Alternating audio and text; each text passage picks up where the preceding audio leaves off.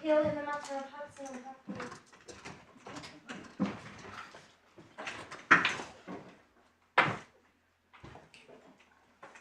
My lord, my lady. Yes, my Mr. Lemont, I can tell you that we've read Judge Ralton's judgment, we've read Mr. Justice Carr's judgment, we have read the skeleton arguments, we have read the authorities, so we know what the case is about. We would like to hear actually from Mr. Horton on the first issue, that is to say detriment, because it appears to us at the moment that in O'Neill and Holland, this court said that what I had said in Curran was ratio and therefore binding on this court and a fortiori binding on Mr. Justice Carr. The other thing that we would like to know is why it has never been argued that the email sent by Mr. Hudson satisfied section 53(1)(c) of the Law Property Act. Well, my lord, that's helpful. I think that's another question really for Mr. Horton. It is.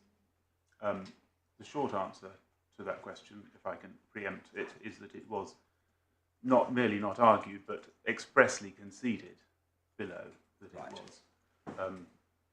Well, it was analysed more as a contract than as a disposition, and that it did not comply with Section 2 of the 1989 Act. Well, I can see that it didn't comply with Section 2.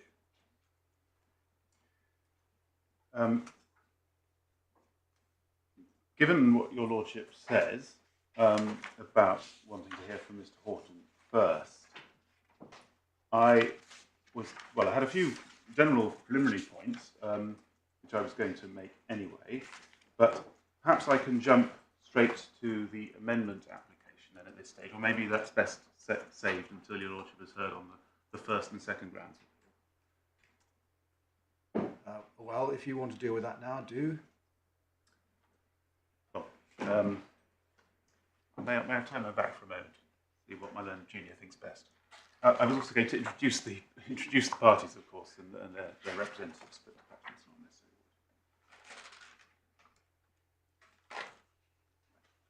My lord, I'll follow your lordship's invitation. Just sit down at this point. Mr. Horton. My lord. So, my lord, as I understand it, your lordship is seeking argument firstly on the... Is detrimental reliance still necessary? My lord, yes. And in answer to your point about section 53(1)(c), that has been considered by both myself and indeed Leonard Junior when he was drafting this claim. The difficulties is that the emails clearly amount to writing. Not all of them are signed. Indeed, it's difficult to see how any of them might be seen as signed. Sometimes there is a full name at the bottom, sometimes there is just the first name, sometimes there's that. And so it might be said, my lord, that had there been some automatic signature applied on a professional email account, we wouldn't be here. You don't need an automated signature for to satisfy the requirements of the statute. There's quite a lot of case law on this in the field of guarantees, which is not dissimilar. Well, I think the difficulty is that the automatic signature would have added a name and a full name at the bottom of every email. That's the point I was trying to make, and that is not present on some of the emails. Well, I think there's a decision of this court in which somebody who signed his name Guy at the bottom of an email was held to have signed sufficiently to become a guarantor. Well, certainly, the last time that I looked at it, and I haven't looked at it again since, there was some academic commentary about this, I think, following decision with Mr. Justice Carr. We looked at it again, considered whether we would want to put a respondent's notice in, and we took the view that on our understanding of the requirements, which may not have been entirely perfect, I can say that, that the exchange of emails might not be said to comply with section 53(1)(c). All right. Just to be clear, you are not taking that point. My lord, can I turn my back for a moment? Yeah.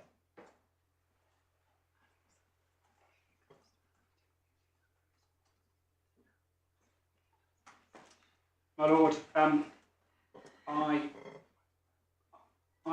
do the deftest I hope, of 180-degree manoeuvres. And my Lord, I invite your Lordship to allow me to amend my respondent's notice to say that the emails in which this deal was enunciated between the parties in July 2013 amounted to signed writing within the purposes of section 53(1)(c). Right, that's your application. My Lord, yes. Mr. Learmont? Well, my Lord, it's not merely that it's a 180-degree before your Lordships. It would be a 180-degree turn as before the trial judge and as before Mr. Justice Kerr. This is not the first respondent's notice, it's the second respondent's notice in which the point hasn't been taken. And of course it was pleaded in that way. And there may well have been things that could be said about section 53, or indeed section 2. And in particular, the decision to analyse it as an agreement, as a contract, was a conscious decision because the respondents thought that it afforded them an advantage to do so. Because by analysing it as a contract, they were able to say there was a quid pro quo. Mr. Hudson gave up his share in the house, but by the same token, by the same exchange of emails, Miss Hathaway was getting something in exchange. Oh, sorry, Miss Hathaway was getting the house, Mr. Hudson was keeping his shares and pensions. So there was an attempt to draw an equivalence between the two parts of that and to analyse it as a contract, and that was deliberate. And as your Lordship says, it doesn't comply with section 2. So having made their case on that basis, in my submission, it's particularly difficult for them now to change to a unilateral transaction, a section 50. Well, I see the optics, but this is a pure point of law, isn't it? We've got the emails. The whole of the, I was going to say bargaining, the whole of the discussion, as far as one can tell from the bundle and the judge's findings, was conducted by email. There's no oral discussions that anybody's referred to. So why can't we look at the email? Well, because as I say, the case has been argued on this basis. It's been analysed on that basis because it has always been put on the footing that here is an email that's not just a one-way transaction. There is something being offered in return, and we obviously say that's not right as a matter of detriment. There wasn't anything substantial in return. It was a very generous offer by Mr. Hudson, and that's crucial. Well, if you're right about that and there wasn't something offered in return, then why wouldn't it be a unilateral bargain, and why would it be unfair to you for the consequences of that to be considered by this court in terms of what that bargain may have been? Because that's conflating the question of contract with the question of constructive trust, in my respectful submission. Well, you say conflating. It's a question of what legal conclusions you draw from what happened. If you say there is no contract, let's suppose you're right, there was no contract. I say there's no formal contract. Yes. Well, there's no contract. I thought you were saying nothing was given in return, in which case there's no contract. I thought you were also saying that any contract had to comply with section 2, which it didn't. Only contract has to comply with section 2. And therefore there is no contract, unlike under old section 40, where you could have a contract, but it was unenforceable. Under section 2, you can't have a contract. Yes. But that doesn't mean one cannot get around section 2 by treating what would have been a contract had it complied with the formalities as a unilateral disposition that is forbidden by section 53. Why not? Why not? I mean, a disposition is simply, this is my property, I'm giving it to you. Yes. One can do that without anything coming back in return, without any quid pro quo. One can do it in return for a promise of any sort. But it can still be a disposition if it's an immediate transfer of an interest. And there's, in principle, a difference between a contract and conveyance. There's a difference between saying, if you do this, I will do something in the future, and I will transfer property to you, and saying, I am now giving you this property. I'm looking through this bundle because I know there's a passage in here where the question is dealt with. And I will draw it to your Lordship's attention so that we have the situation below to hand.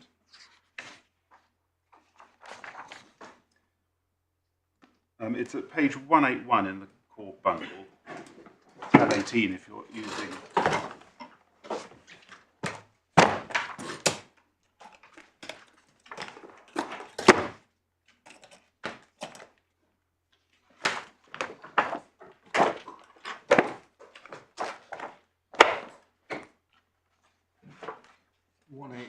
So this is We're looking here at the skeleton argument on the first appeal. of the respondent on the first Yeah. appeal before Mr.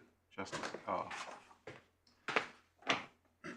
Yes. So 41A says this. 41A and over the page 42, an explanation of yes. of why it's not a 1989 Act compliant Yes. contract, and that's how they have put their case. Sure.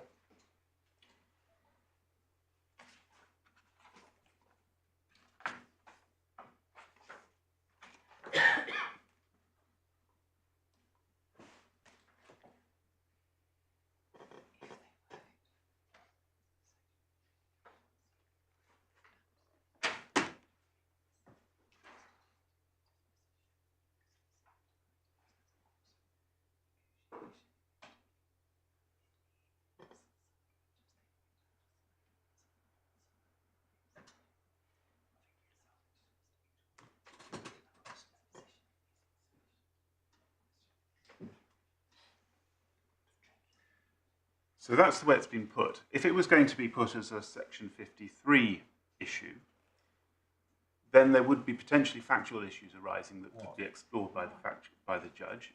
Was this particular name at the bottom of an email intended to authenticate? That's the acid test, isn't it? Whether it was intended to authenticate. That's an objective exercise, isn't it?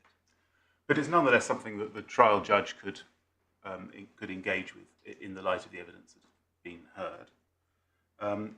It's part of a whole stream of emails, of course, Yes. and there are emails that follow it, in which there are further negotiations. The judge had to decide, as a fact, whether there was a meeting of minds, whether there was an agreement, what the terms were, whether, for example, it was a term of the agreement that Mr. Hudson should be allowed to buy out Mrs.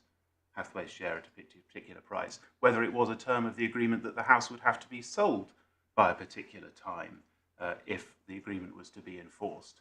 So, and the answer was no, it didn't have to be sold by a particular time in order to be enforced, but it was nonetheless analysed as a matter of construction on the basis that it was when it was sold that Miss Hathaway would receive her share, receive all of the proceeds. And indeed, I mean, we can look at perhaps the email itself, which is supplementary bundle.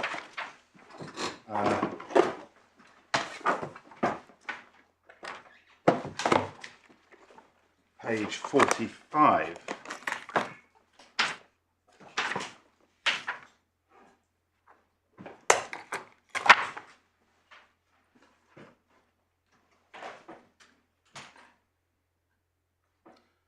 And about halfway down. Yeah, between the hole punches. Yes, which leaves the house, a bad asset which is preventing us all moving on with our lives. You can't afford it, so the sooner it is sold, the better all round. You know what? I want none of the proceeds of that either. Take it, buy yourself somewhere you can afford to live. So there is at least an argument, and it's not one that I've had to consider, of course, because of the way it's been dealt with thus far, but there is at least an argument that it was not an immediate disposition. But you have, if you look over the page, 12th of August, 9th September, your suggestion, as I understand it, is you get sole ownership, I get the equity of the house. Is that right? And the reply is, yes, that's right. Under this arrangement, I've no interest whatsoever in the house. Why is that not a giving up of any interest he has to her there and then? Not something in the future. From now on. Well, that's a different email, of course, and illustrates my point that it's a whole sequence of emails. You might notice that the one just on the signature point, you might notice the one on the previous page, 31st of July, the actual email that's sent is the first 3 lines, which forwards then the email from Mr. Hudson to himself. Sorry, which one are you looking at? 31st July at 9:58. Exactly. Sorry, it's 31st of July at 8:29, top of page 45. Oh, yes. So that the actual email that is sent is not signed at all. It's forwarding an email from Lee to himself, which is because he slept on it. He didn't want to send it in anger. Yes. So he writes the main email on the 30th of July, 9:42, and then he sends it to Miss Hathaway on the 31st of July at 8:29. Yes. With his name at the bottom. With his name at the bottom. Name at the bottom of the forwarded email. Yeah. But the point I'm trying to make is that there are at least points that could be taken. But are they evidential points, or are they points of argument? In what way would the evidence have been different if this point had been in play before the trial? Well, I think probably I could take some useful hints from my learned junior, because of course she was trial at the council and indeed below.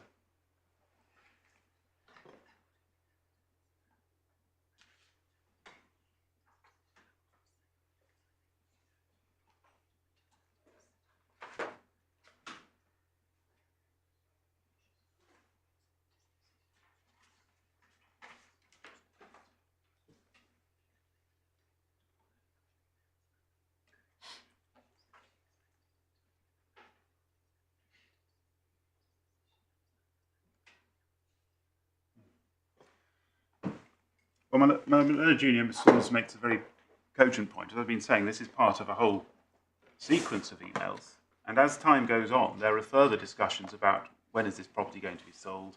Am I going to buy it?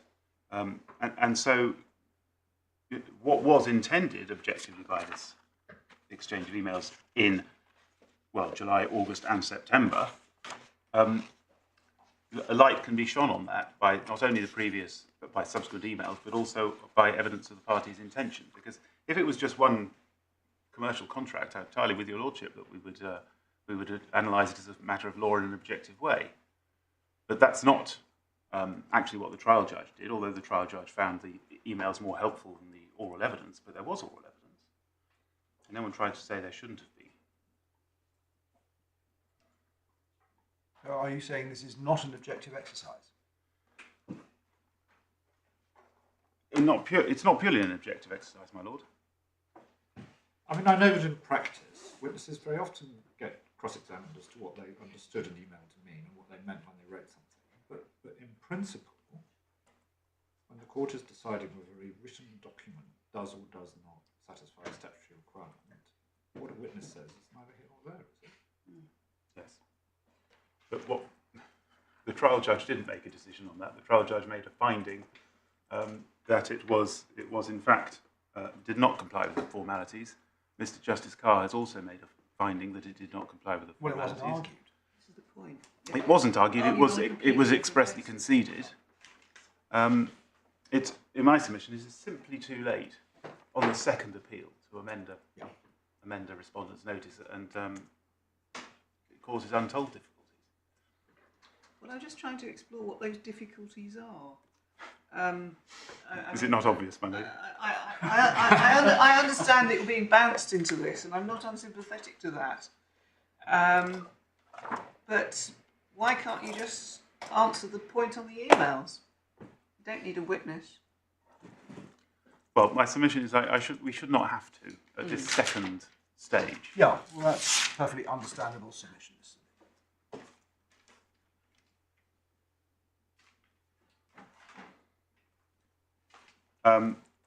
It's also being pointed out to me that not all of the emails that were before the trial judge that formed this series of correspondence are now before your lordships,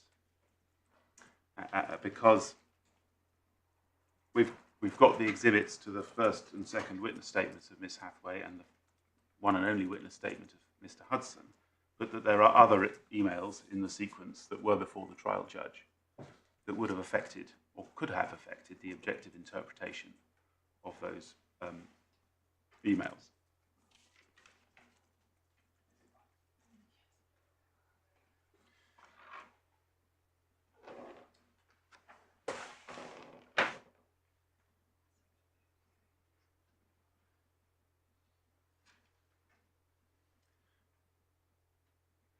So I think I've said all I can usefully say at the moment, or at least all I can think of saying at the moment, apart from reiterating the point that having chosen deliberately to analyse it as a contract, it's more than one volte-face that's involved.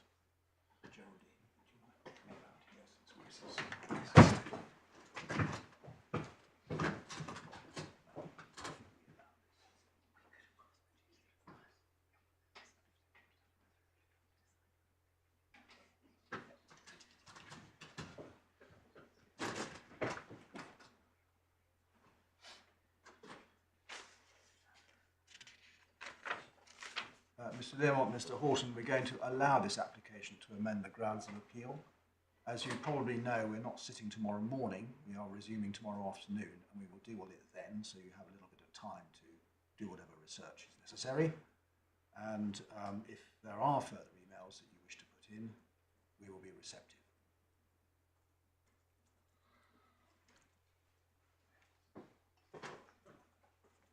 My Lord, just to clarify, I think Your Lordship referred to the grounds of appeal, but I think it's straight. I'm sorry, so respondent's notice, yes, I beg your pardon. So, Lord, I take it that you wish to hear from me on the detrimental reliance. Yes. My Lord, before I do that, can I just say, in a way, that this issue, to some extent, hijacked the hearing before Mr. Justice Carr. This was an appeal from a decision of a trial judge. Mm. And our case before Mr. Justice Carr was, he got it right for the reasons he gave. But we have this point as our insurance policy on the respondent's notice. And then a friend, Saunders, opened the case to Mr. Justice Carr on the basis that the case was about the issue that Your Lordships wished me to address you on. And the case took that course. But of course, it would have been perfectly open to the judge there to say, we're not going to consider your respondent's notice until you make good anything on your appeal. So, yeah, but he did, and he decided detrimental reliance is no longer necessary. My Lord, yes. So the point I suppose I'm making rather badly, forgive me, is that there was a challenge to detrimental reliance as found by the trial judge, and that challenge was rejected. It's renewed in this court.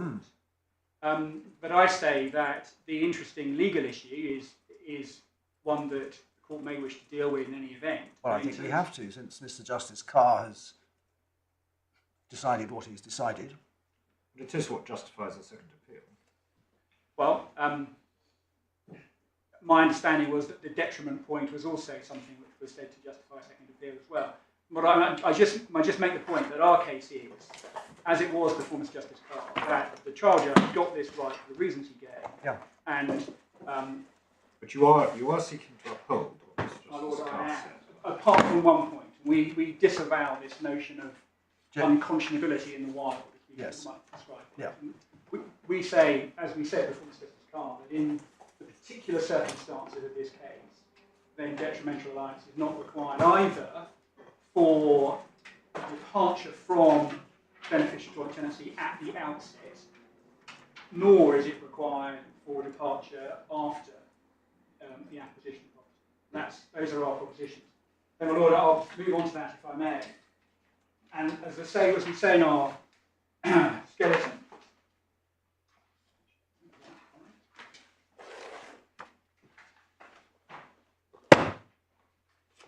at paragraph 50, we set out paragraph 49, my Lord, that's page 72 yes. in the core bundle, the two propositions that we are arguing for. The first of those, I think, is, I would hope, is uncontroversial, that the starting point, the presumption in a particular class of cases is the presumption of beneficial joint tenancy. that follows from the way in which the issue was described by the House of Lords in Stack and Dowden, and then followed on in Jones and Kerner. It's proposition B that we say is the issue, and my Lord, in dealing with just the point that your Lordship made in relation to, well, surely Kerr and Collins and Neil and Holland say detrimental reliance is required, we don't dispute that in the generality of cases. We just say that proposition B is an exception, as it were, to the generality of cases. And of course, my Lord, Kerr and Collins was a sole name case for the claimant to have had any interest at all in a property held in the legal name of another person. That claimant needed to establish not only that there was a common intention that she had a share, but also detrimental reliance on that common intention. And again, we don't quibble or seek to try and argue that that proposition is wrong. So, my Lord, we say that what the House of Lords and Supreme Court did in Stack and Kerner was effectively to create a special kind of case. And although, as we say at paragraph 48, the House of Lords in Pettit disavowed any notion of special rules of property law that applied in particular types of family cases, that's exactly what the effect of Stack and Dowden and Jones and Kerner is. And we say that one of the messages that came out from Stack, my Lord, was that if you want to hold in unequal shares, you'd better do something formal about it, because because you pay more money than the other party is not going to, as a matter of course, lead to the inference that you intended unequal shares. But there are people still, knowingly or otherwise, who do not enter into formal declarations of trust. Panel 10 or 11, whichever form of the TR1, the conveyance form of transfer, which has been in operation since 1998, which allows joint proprietors to express their beneficial interests on acquisition, is often silent.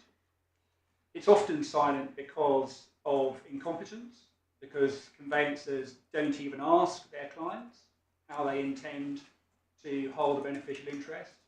Very often, my Lord, we see cases where the first time this issue is raised is post-completion, and the land registry comes back and says, you haven't filled the box in, what's the answer? And then the conveyancer goes, oh, I forgot to seek instructions from my client.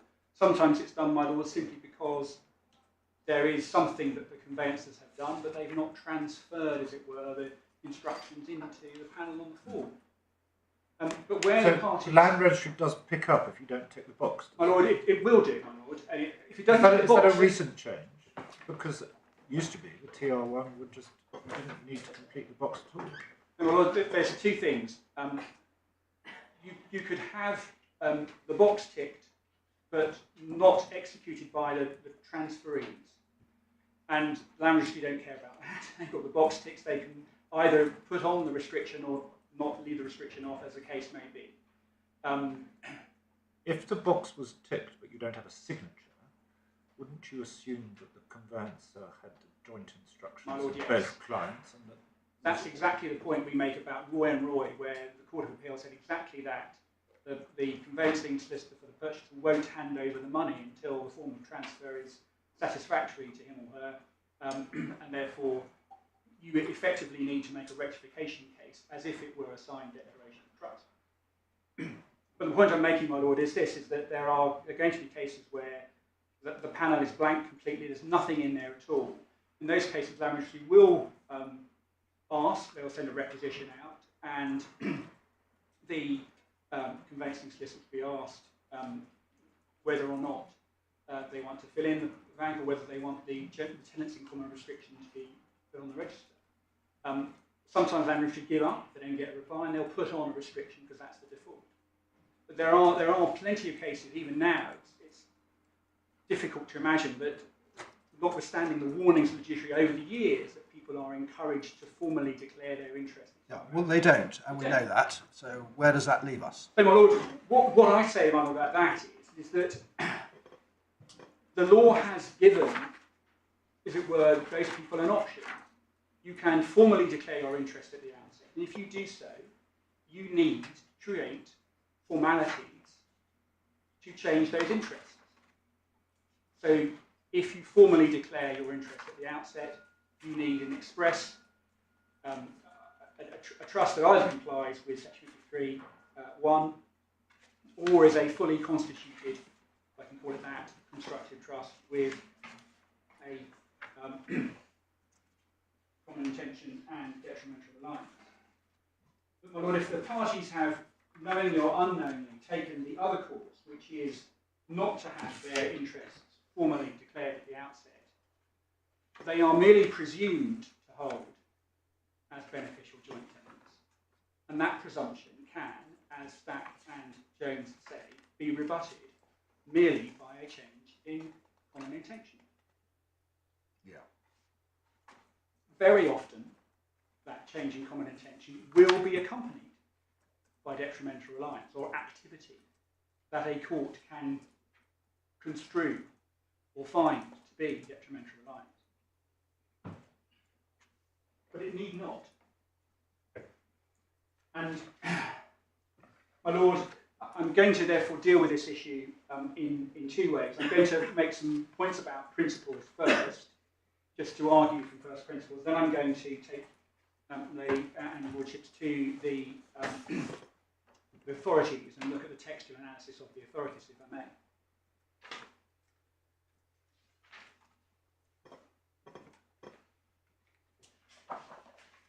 My lord, certainly I'd understood my learned friends to be arguing that even at the time of acquisition, if there is no declaration of trust, the court would not give effect to a common intention to hold other than as joint tenants unless there was detrimental alliance.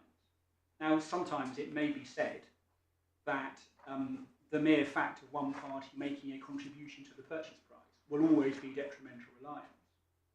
But if one takes an extreme example, where A and B acquire a property and A contributes 100% of the purchase price outright, there's no mortgage to pay, and they agree in unsigned emails, say, to hold that property 60-40 in favour of A, who has put in all the money. And A then says, a month after purchase, I changed my mind, I want now to hold 100% of the property. Now, on my analysis of Stack and Jones, I say that the presumption at the outset has been rebutted. It's been rebutted by a contrary common intention. The parties were able to make a decision at the time of acquisition and they decided to hold 60-40. B is going to be difficult to establish some detriment in circumstances where she's made no contribution at all to the purchase price, and a month later A wants out of the relationship and wants all his money back. And I say, on the conventional understanding of Stack and Jones, that they are bound by their common intention. They don't need to have acted to their detriment on it at the time of acquisition. And the reason for that, my lord, is exactly what Lady Hale was talking about in terms of paragraph 69 of Stack, of this idea that one shouldn't assume that mercenary considerations are to the fore. People are entitled, when they set out on what they hope will be a long cohabiting life together, to be generous to each other. They don't necessarily need to weigh every single aspect of their relationship and have their interests reflected in terms of what they pay.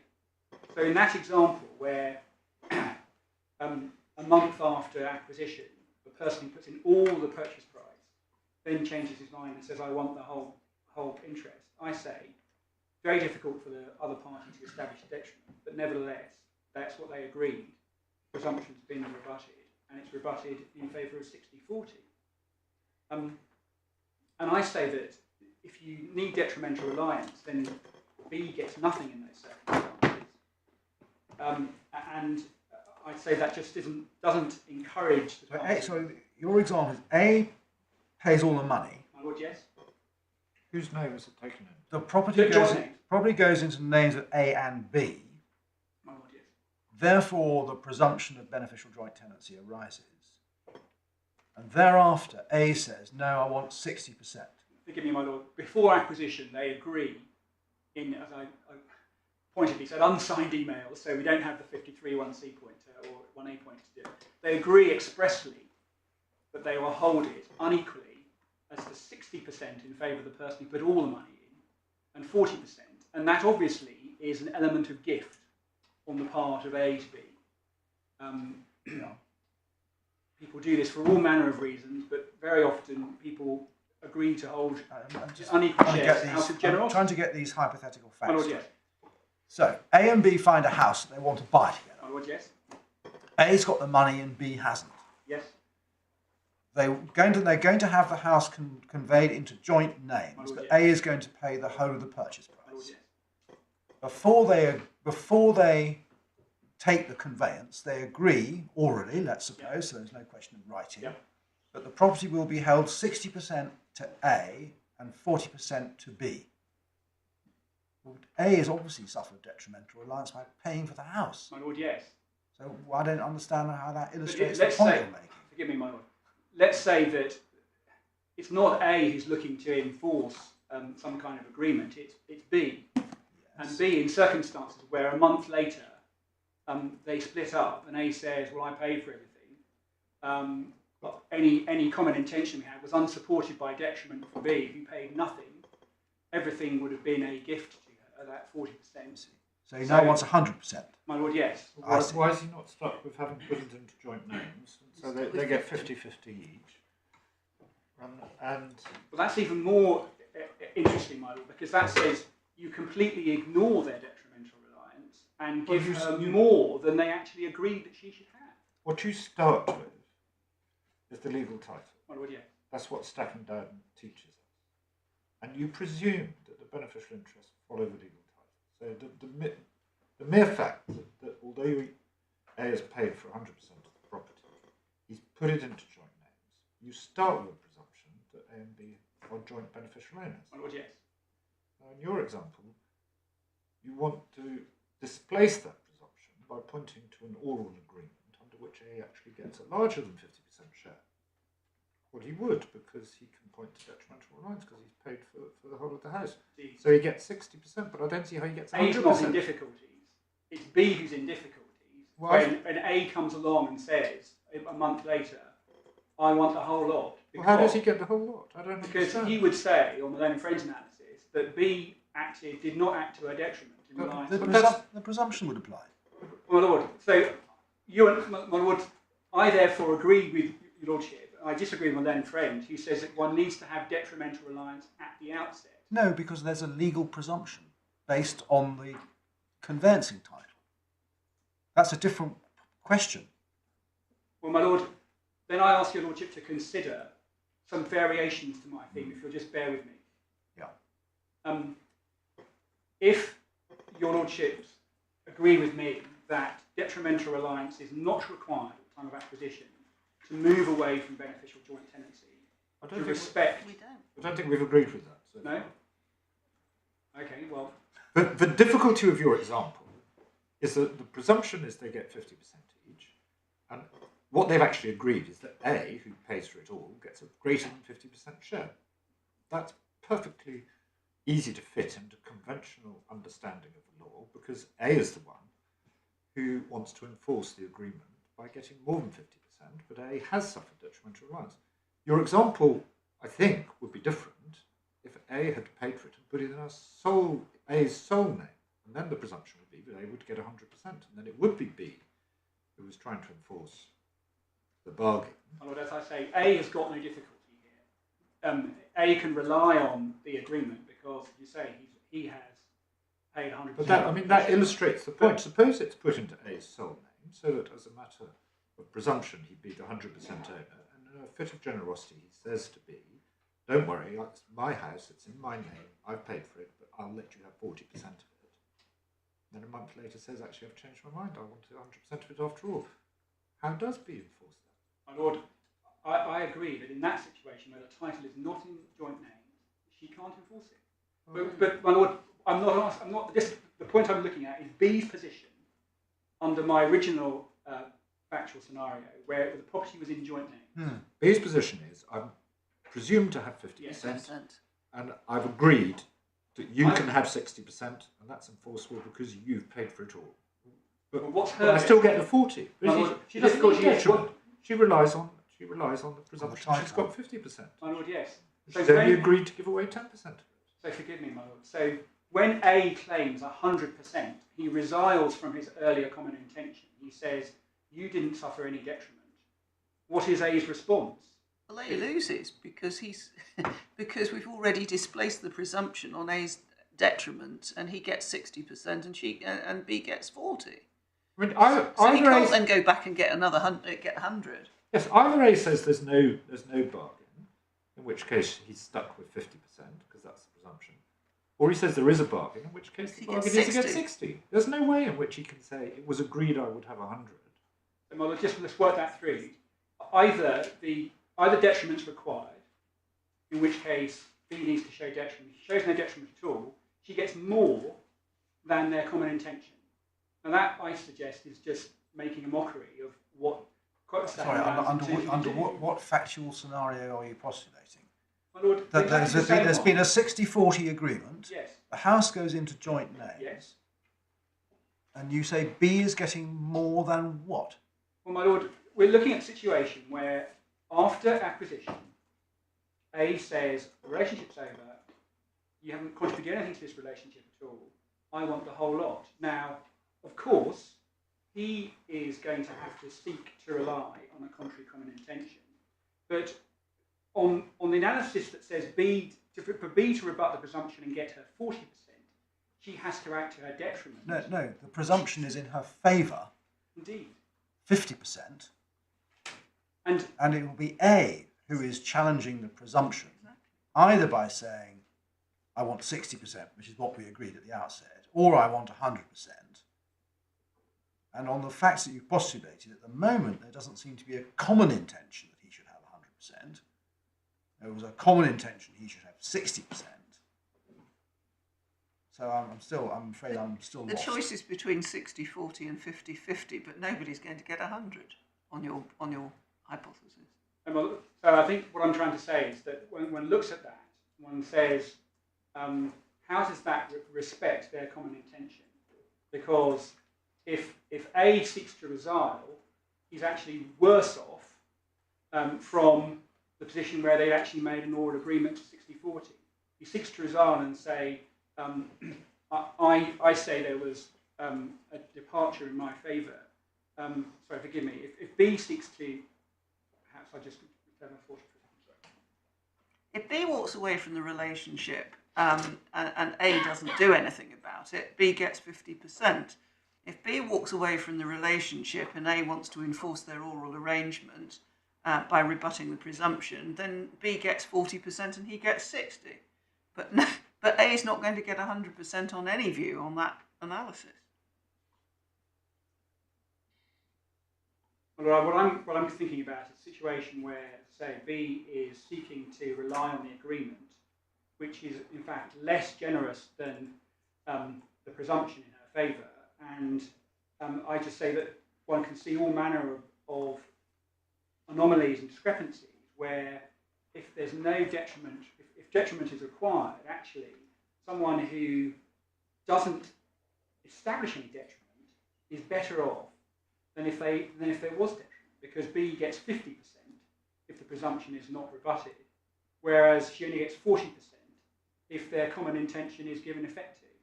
And I just say that's a somewhat puzzling outcome. But it'll be A who wishes to challenge the presumption under this scenario, not B. And he has suffered detriment.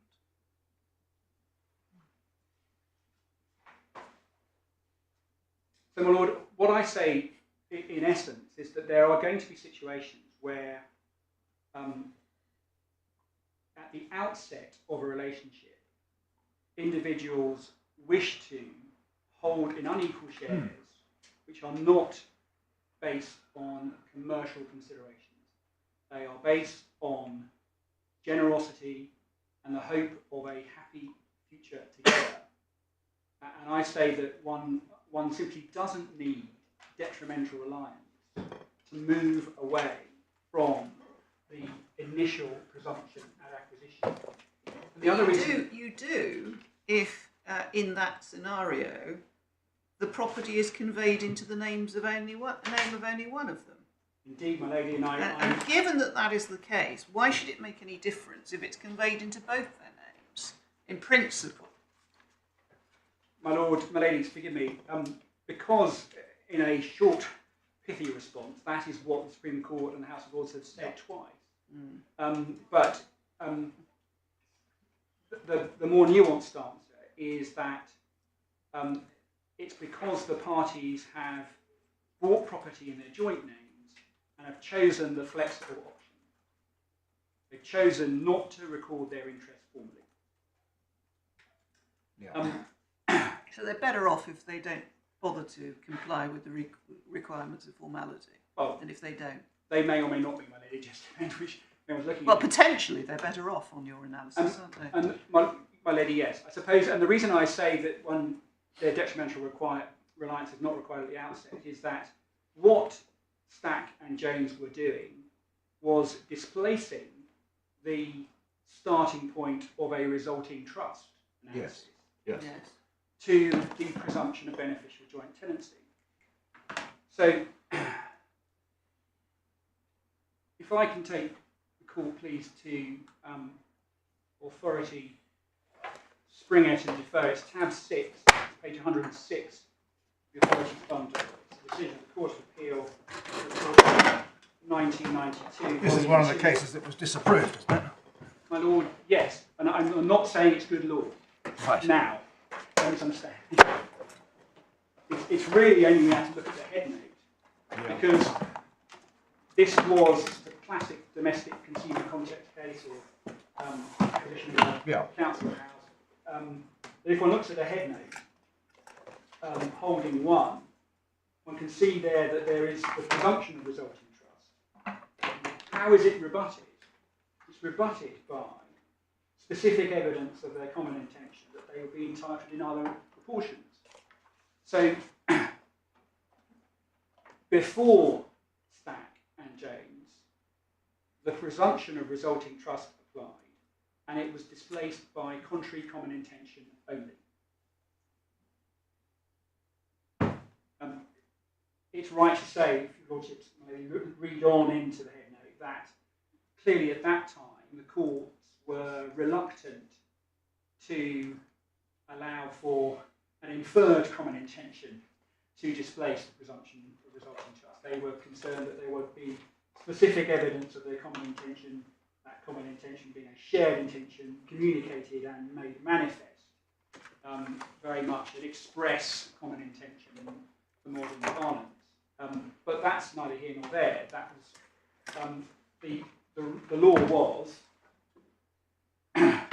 the presumption that applied at that time was rebutted by common intention only.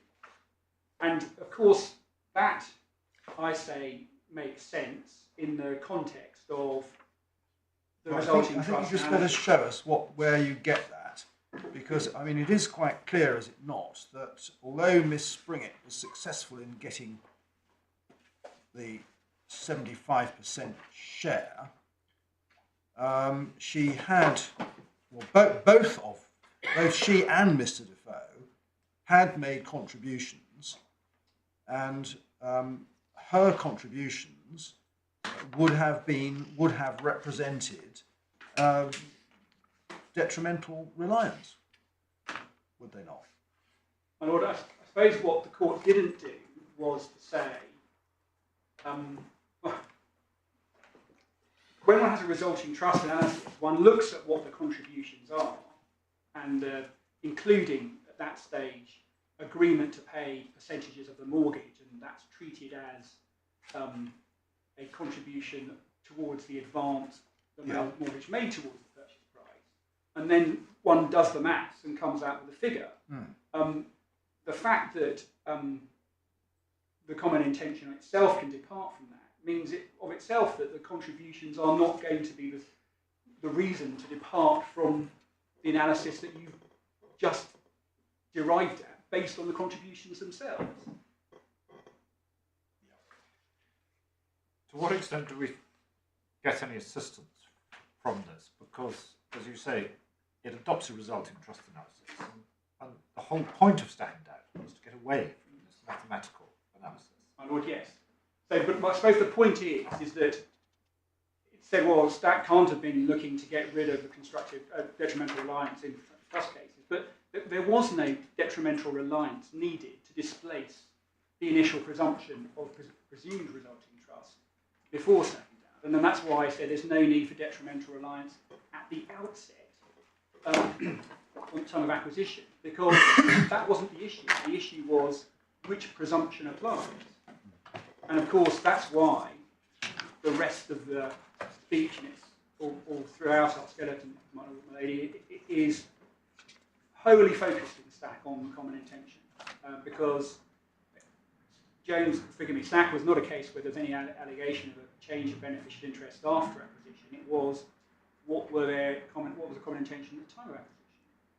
And the court held in Stack that the newly created presumption of beneficial joint tenancy had been rebutted on the facts of that case by analysing their common intention. My Lord, I wasn't sure if your Lordship wished me to take you to a particular passage in Springett and Defoe or not. Well, you advanced the proposition that simple common intention was enough. My Lord, yes, I just rely on the head note there, but if I may, I may just come back to that. Yeah. I hadn't gone to the authority myself. It was because it was A, a novel authority, and B, I wasn't planning to do anything other just to make that point in it from the head note. So, my Lord, that's what I say about the time of acquisition, that detrimental reliance is not required at that sort. Again, there often will be, but there needs not be, especially where one party is the beneficiary of some bounty or some generosity from the other party. Just before I move on from this, to look at the authority, my Lord. The other difficulty with saying that detrimental reliance is required at the outset is it needs to define when the outset is. As I've already indicated, my Lord,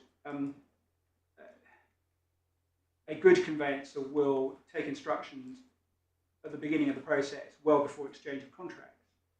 Some, therefore, form a common intention, which may not go on to be recorded formally before exchange. And so from the very first time they could be possibly considered to be beneficial owners, their common intention already exists.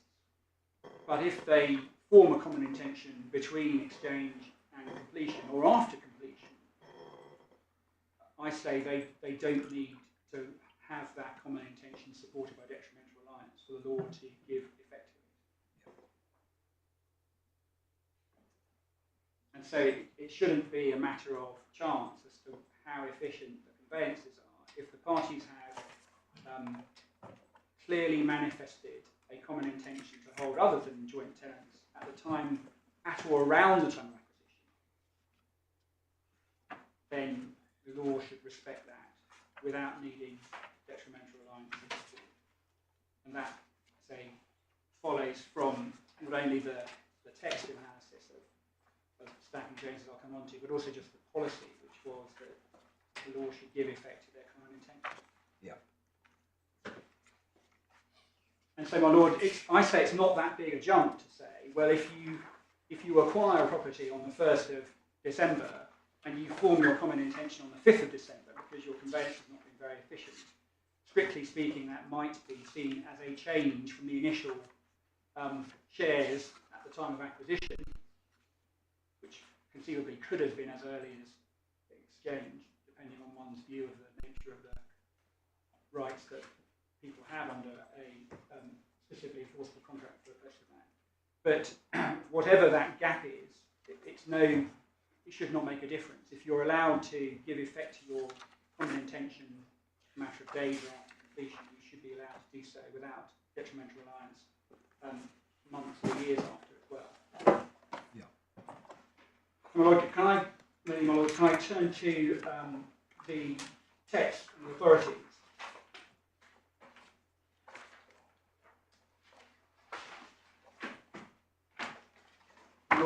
Paragraph 51 of our skeleton argument at page 73 in the bundle.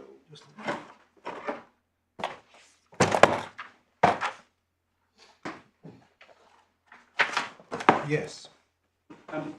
That refers to where we get proposition A from, the nature of the domestic consumer context. There's a mistake, forgive me, my lords, my lady, at paragraph 51, the second line should say paragraph 40 of the speech of Baroness Hale. That's at page 203 in the authorities bundle.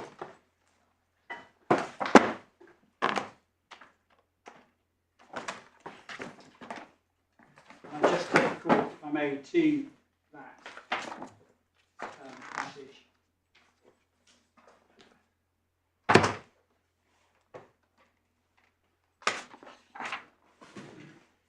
Yes. And it's simply the first sentence there, Lord, my lady.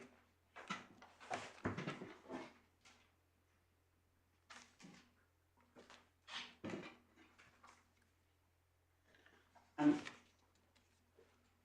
the point about that, my lord, we say that it frames the issue that was before the court, and it sets up, as we say, proposition A in our which we say is uncontentious, that in the domestic consumer context where there is no express declaration of trust, then in a joint names case the parties are presumed to hold as beneficial joint tenants. Proposition B, we say, is simply that presumption can be rebutted either at some petition or subsequently by a change in common intention alone. And from paragraph 52 of our skeleton onwards, we set out the passages that we rely upon. I'm not going to take the court to all of them, if I may, but I do want to particularly look at paragraph 59, it's page 208 of the authorities bundle.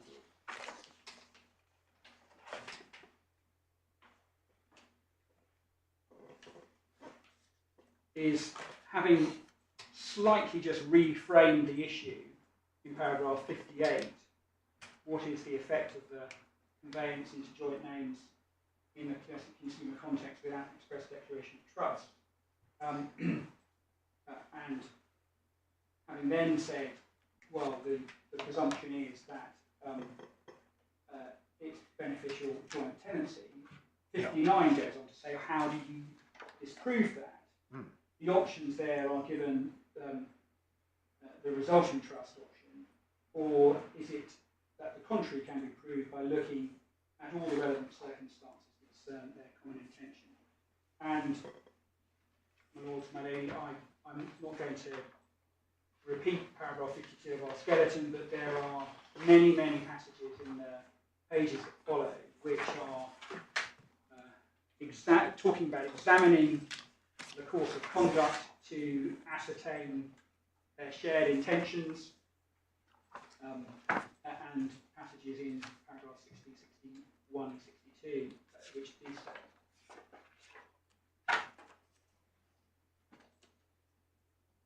In particular, my lords, just one passage of paragraph 62 on page 210. Baroness Hale introduces the notion of the ambulatory constructive trust. And one can see there the notion that common intention can change, and we say that the beneficial interests walk together with the ambulatory common intention without needing any support from detrimental reliance. So I accept, my lords, lady, that there is no express mention of detriment in the speech of Lady Hale, or indeed Lord Walker's concurring speech. But I say it is striking that... Well, I'm not sure that that's necessarily right, is it? Because at paragraph 60 on page 209 of our article, after the quotation from Gray and Gray, Lady Hale says, no need to rehearse all developments, etc., etc. Most importantly, by Lord Walker, in his opinion, which made good that proposition. And if you go back to Lord Walker, with whom Lady Hale obviously agrees, he says at paragraph 35 on page 202 of our bundle that he singles out, amongst other cases, Grant and Edwards. Now that's a case which makes it crystal clear that detrimental reliance is required. And it seems very peculiar to suggest that despite the express approval of a decision of this court, which could hardly be clearer in saying that detrimental reliance is required, that Stack and Dowden was in some way departing from that. And if I may say so, that was partly what led me to the view that I took in Curran. Well, Lord, I say that the entire focus of both speeches is on the nature of the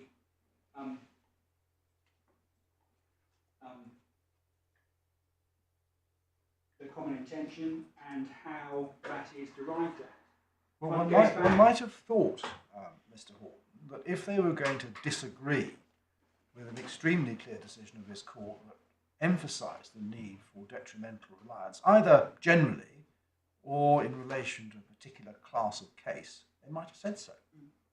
So, my lord, if I can just take the other example where detriment is mentioned in the speech of Lord Walker, and that is on page 197. Yeah. Of course, paragraph 19, Lord Walker there cites the famous passage of Lord Ditlock in Gissing. And of course, that obviously refers to the need for the detrimental reliance, opposite letter E of the report. Now, I accept, of course, that Lord Walker is aware of that, but if one looks at the context as to what Lord Walker is doing in this passage, he's analysing the difference in approach in Pettit as to whether there needs to be a real bargain, and Gissing, the idea that effectively the court could make a bargain for them. And there's a long discussion there about the difference between inference and imputation, which comes back to be considered again in Jones and Kerner. So, as I say, my lord, I completely accept that there is no disavowal or express disavowal of the need for detriment. Detriment is, in my submission, just not usually an issue. It wasn't an issue in joint name cases where both parties were on the title. Absolutely. The issue was about quantification. Absolutely. And it was about, does the resulting trust principle apply, or does the presumption apply? And what one doesn't have anywhere is the notion that even though the old presumption could be rebutted by contrary common intention, we're now going to add on a requirement to rebut the new presumption that we now say is applicable. So I say, I accept, my lord, they don't say one way or the other, but I say it would in fact be a surprise for them to say the old presumption could be rebutted by pure common intention. The new presumption has to have common intention and detrimental reliance. Resulting trusts don't work that way, though. Resulting trust arises where, in the typical case, a Spring and Defoe type case, where both parties make contributions to the price, either directly by putting their hands in their pockets and paying cash, or by assuming liability under a mortgage or some similar. So each of them has suffered detriment. My Lord, yes, this is the point I made in answer to my Lord Nugee a moment ago. Of course they'll be suffering detriment, and it's that very detriment, the contribution, that fixes the arithmetic under the resulting trust principle. Nevertheless, they are free to move away from that without some other consideration or detriment. They can simply agree to hold differently. Well, maybe they can, but that agreement would be enforceable in equity precisely because each of them has suffered detriment and in reliance on the agreement. Well, I say, my Lord, that what one isn't doing there, forgive me, is saying that the earlier presumption is rebutted by proof of detriment. One simply says it's rebutted by proof of common intention. Yeah. Right. And I say it would be surprising if House of Lords, as it were, changing which presumption operates, then adds a further requirement on top of that at the same time. So that's my submission in relation to the stack. Of course, in relation to Jones and Kernet, what I say is that clearly the time between those decisions was difficult for practitioners and judges alike in terms of trying to understand what had been intended by the Supreme Court. And as I say at paragraph 54 of our skeleton, the joint speech of Lord Walker and Lady Hale effectively were saying that it was salutary to be confronted with what they had hoped had been a clear exposition of law, which turns out that ambiguities had emerged from. And again, I endorse the caveat that one should not construe a judgment as if it were a statute. But the well-known passage at paragraph 51, which is page 331 of the authorities under law, is very clear. Now, this was an appeal that was allowed. Is that right? My Lord, forgive me, my Lord, sorry, I didn't hear. This was an appeal that was allowed, we can see from the head note. My Lord, yes.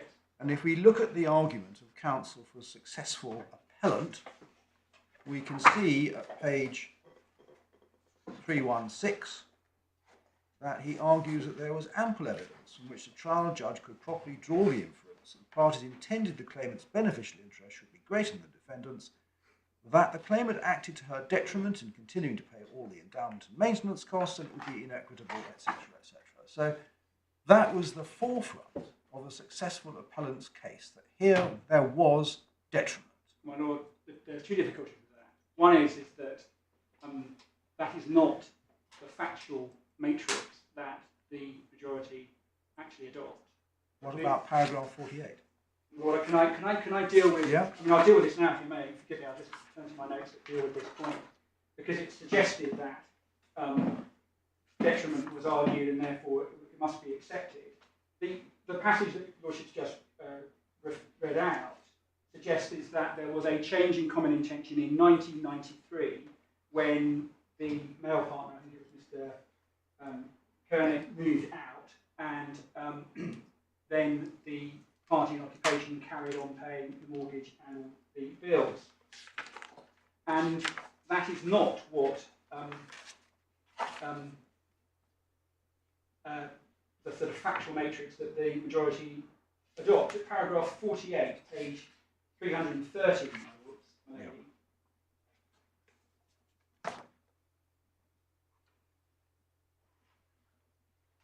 Just start at the bottom, forgive me, page 329. The difficulty in this case was the judge made a finding that nobody could agree what it meant, and that was effectively what the first two appeals in Jones and Kerr were concerned with. And yes, the judge made a finding that the parties did change. And then Lord Walker and Baroness Hale, as it were, made their own inferences on the primary findings of the trial judge. They separated in 1993. It's not suggested their beneficial interest changed at that point. And the whole argument in the Court of Appeal in Jones was the mere fact that one party moves out and and leaves someone else paying the bills for a property which they're living in, at best gives rise to a claim for equitable accounting. But the fact here was that the house was put on the market, one can see opposite between letters A and B in late 95 and failed to sell. And then after it comes off the market, a new plan is formed and a separate life insurance policy is cashed in, and Mr. Kerr goes on his separate ways and buys a house. So the suggestion is that the common intention changed in 95/96 after the failed attempt to sell. No one suggests that it sold on the market in 1995, that they wouldn't have had anything other than equal shares. So it's difficult to know to what extent the court accepted the argument that there was detriment based on a common intention that established in 1993, when they didn't actually find that there was a common intention that changed in 1993. And then what one looks at, forgive me, in terms of what happened after 1996, is of course Miss Jones stayed in a house which she had been solely occupying for nearly 3 years, which she had been solely paying the bills and the mortgage and the endowment on for 3 years, and Mr. Kerr was living somewhere else. And after this separate policy was cashed in, and indeed he bought a deposit for a house with, and she bought some cosmetic surgery for it, seems to be unrelated to their interest in the house, she carries on doing what she had been doing for the last 3 years, which was paying the bills on a house that she was solely occupying. So the conduct there is completely equivocal. What detrimental reliance is there to carry on doing something you've been doing for the last 3 years, even though at that stage you only owned 50% of the house, not 90%? So I don't say it's at all clear, and indeed I say that detriment wasn't mentioned because in fact it's difficult on the factual analysis of the majority of the Supreme Court in Jones to say there was detriment.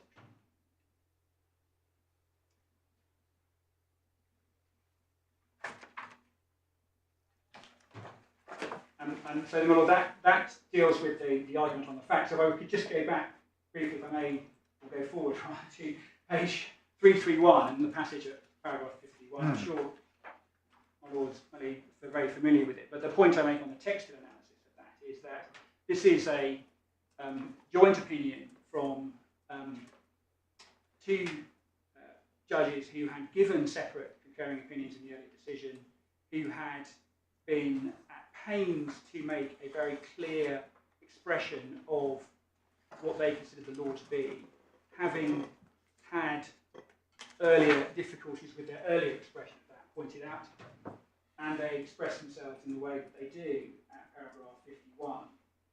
And I say that the particular passage is subparagraph 2, opposite letter B, talking about the presumption being displaced, and either that's based on common intention at the time of acquisition or later forming a contrary common intention. And it is there, it is unqualified, it is straightforward. Yeah. And that's the point I'm making in relation to that. And the other point I wanted to make in terms of other cases where it is said that detrimental reliance was there, you just have to look for it. That requires the court to consider, if I may, Barnes and Phillips. My lords, that is at tab 21. And that's reported at volume 2, annual reports 2016 at 1292, page 407. That was a case where property had been acquired in joint name of the parties. Shortly before the parties' separation, there had been a remortgage, and the trial judge had found that the man, Mr. Barnes, had all or nearly all of that remortgage for himself, and that led to the first change in contrary common intention, rather, and that was from 50-50 to 75-25. That, my lords, you can see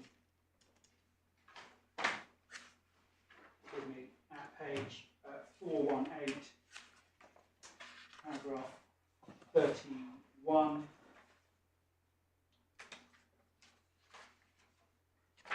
About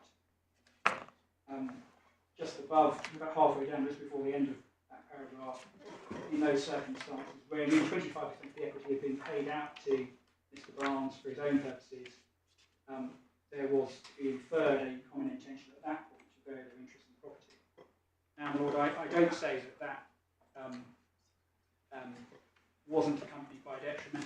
It's not referred to anywhere, but clearly Ms. Phillips could easily say, by permitting Mr. Barnes to take otherwise joint equity for his own purposes, she acted to her detriment.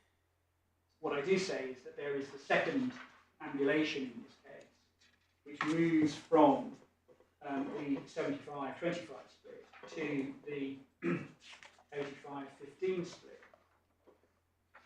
And that one can see best, I think, at page paragraph 37 at the page 419. I've been asked to take your ownership maybe to paragraph 36. 36? Yes.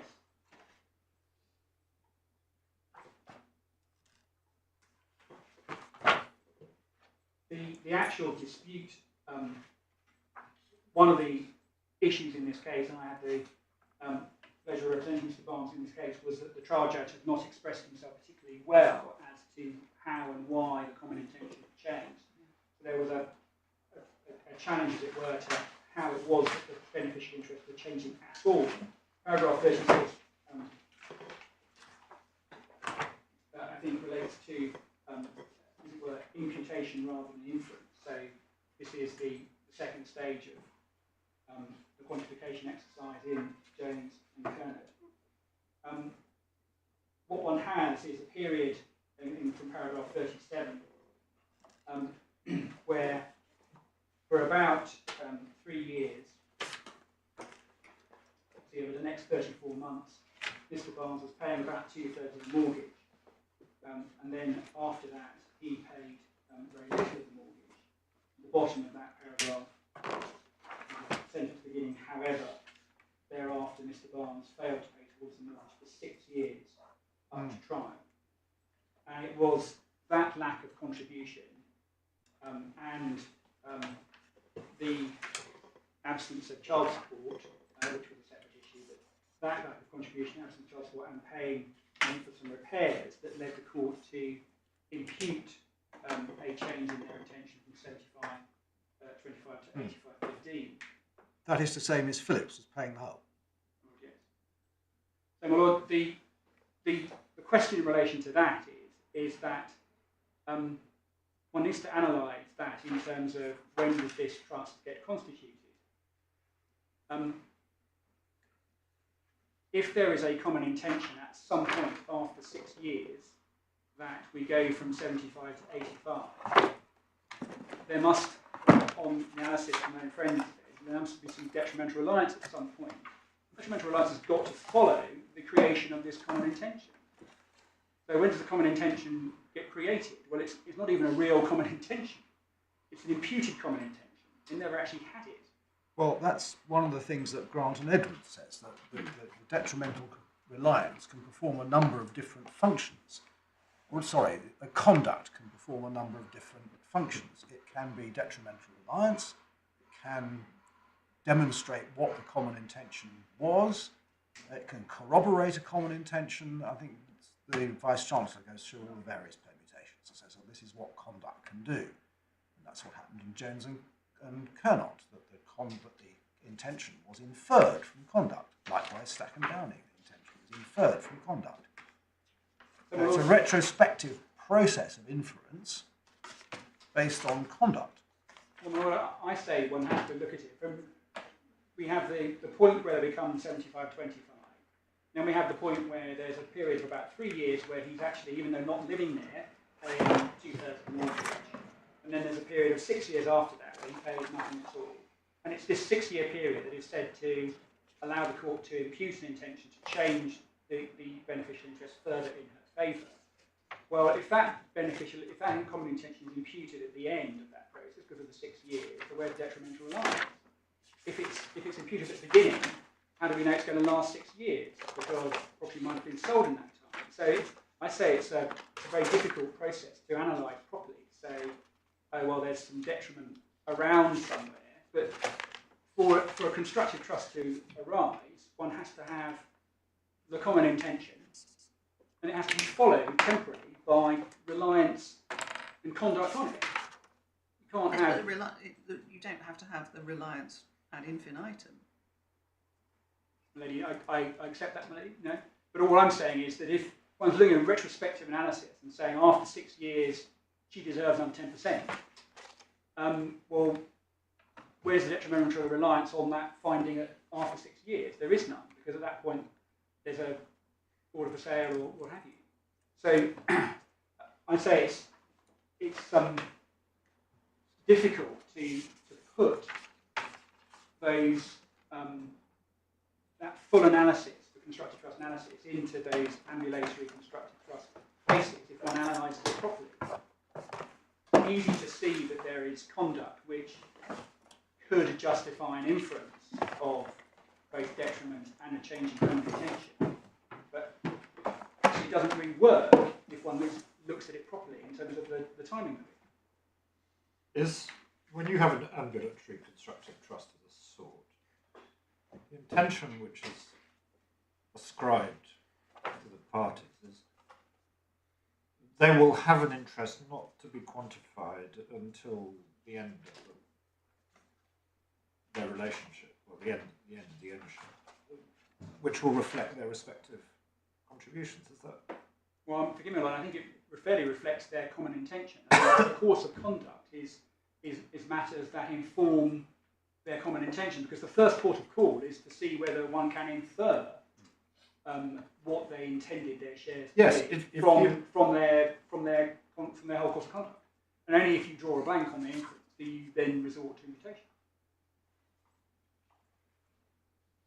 But imputing the intention to people is a slightly artificial thing. I mean, it's really saying that the court itself will look at the whole relationship and work out what is fair. I mean, that's what Jones tells us. Indeed. But is it not? I mean, I understand your temporal point. That it's quite difficult to say you've relied on an intention if you haven't yet got the intention. But it seems quite artificial in a case like this to analyse it in sort of temporal slices. The truth is what is going on is the court is saying, well, these parties are assumed to have intended that they would get a fair share of the property depending on their entire conduct. And if you do that, then it's not too difficult to say that every time you contribute, you're relying on that general understanding that your contributions will go into the mix.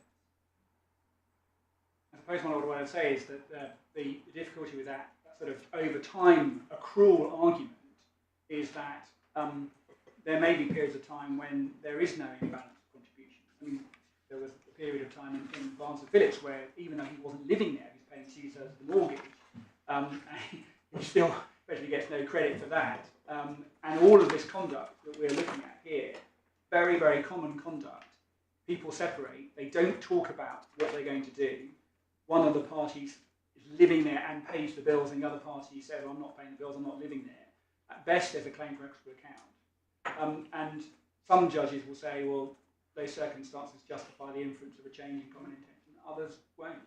And my point is that the conduct, in most cases on detriment, say, well, you've got to do something that's something you wouldn't otherwise have done.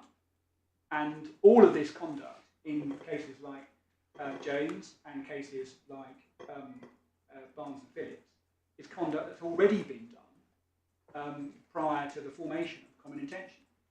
So I say that you've got the temporal issue, but you've also got the difficulty is that there is actually no change in position. There's no difference in the conduct based on the common intention that is justifying a move away from what the interest had previously been.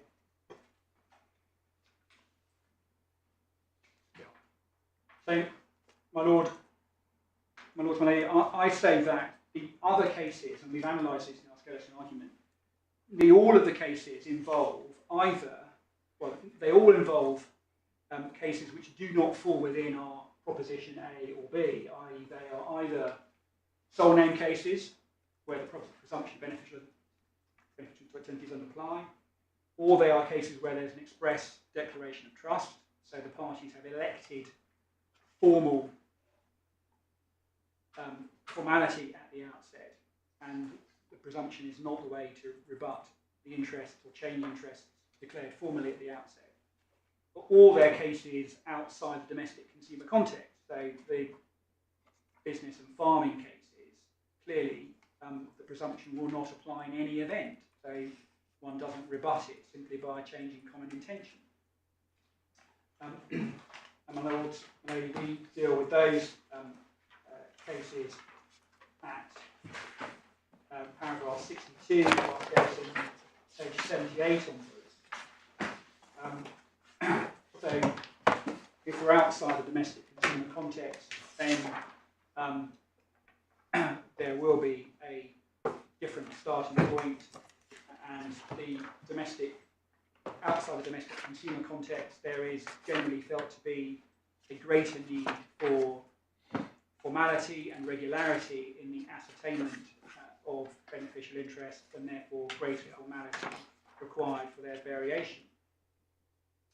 Subparagraph B on page 78 deals with the point I dealt with in argument with my Lord Justice Nugee a moment ago, that if the box is ticked, but it looks like they're declaring that they hold on trust for themselves as tenants in common and equal shares, but they don't sign the conveyance, the law says that they are treated as having signed it, and it's treated as it were a formal declaration of trust.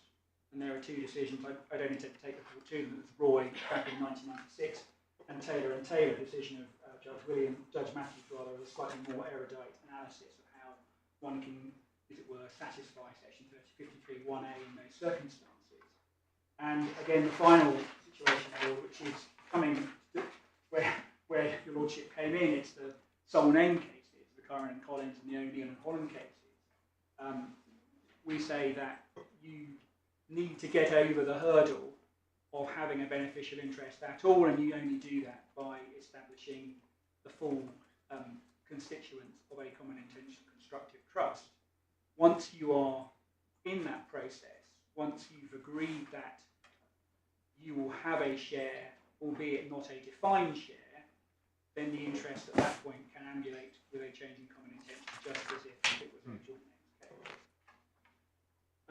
So, my Lord, I've dealt also with paragraph 63. Many of the textbooks, and I'm not going to take your lordship's teams, and they don't all speak with one voice, but what they, in my submission, don't do is analyse the very different scenario where there is the presumption of beneficial joint tenancy, and how that is rebutted, and what Jones and Stack say it should be rebutted, and the other circumstances in the cases that they deal with. And all of those, I say, the cases that are there in paragraph 63, my lords, that say that, in fact, it does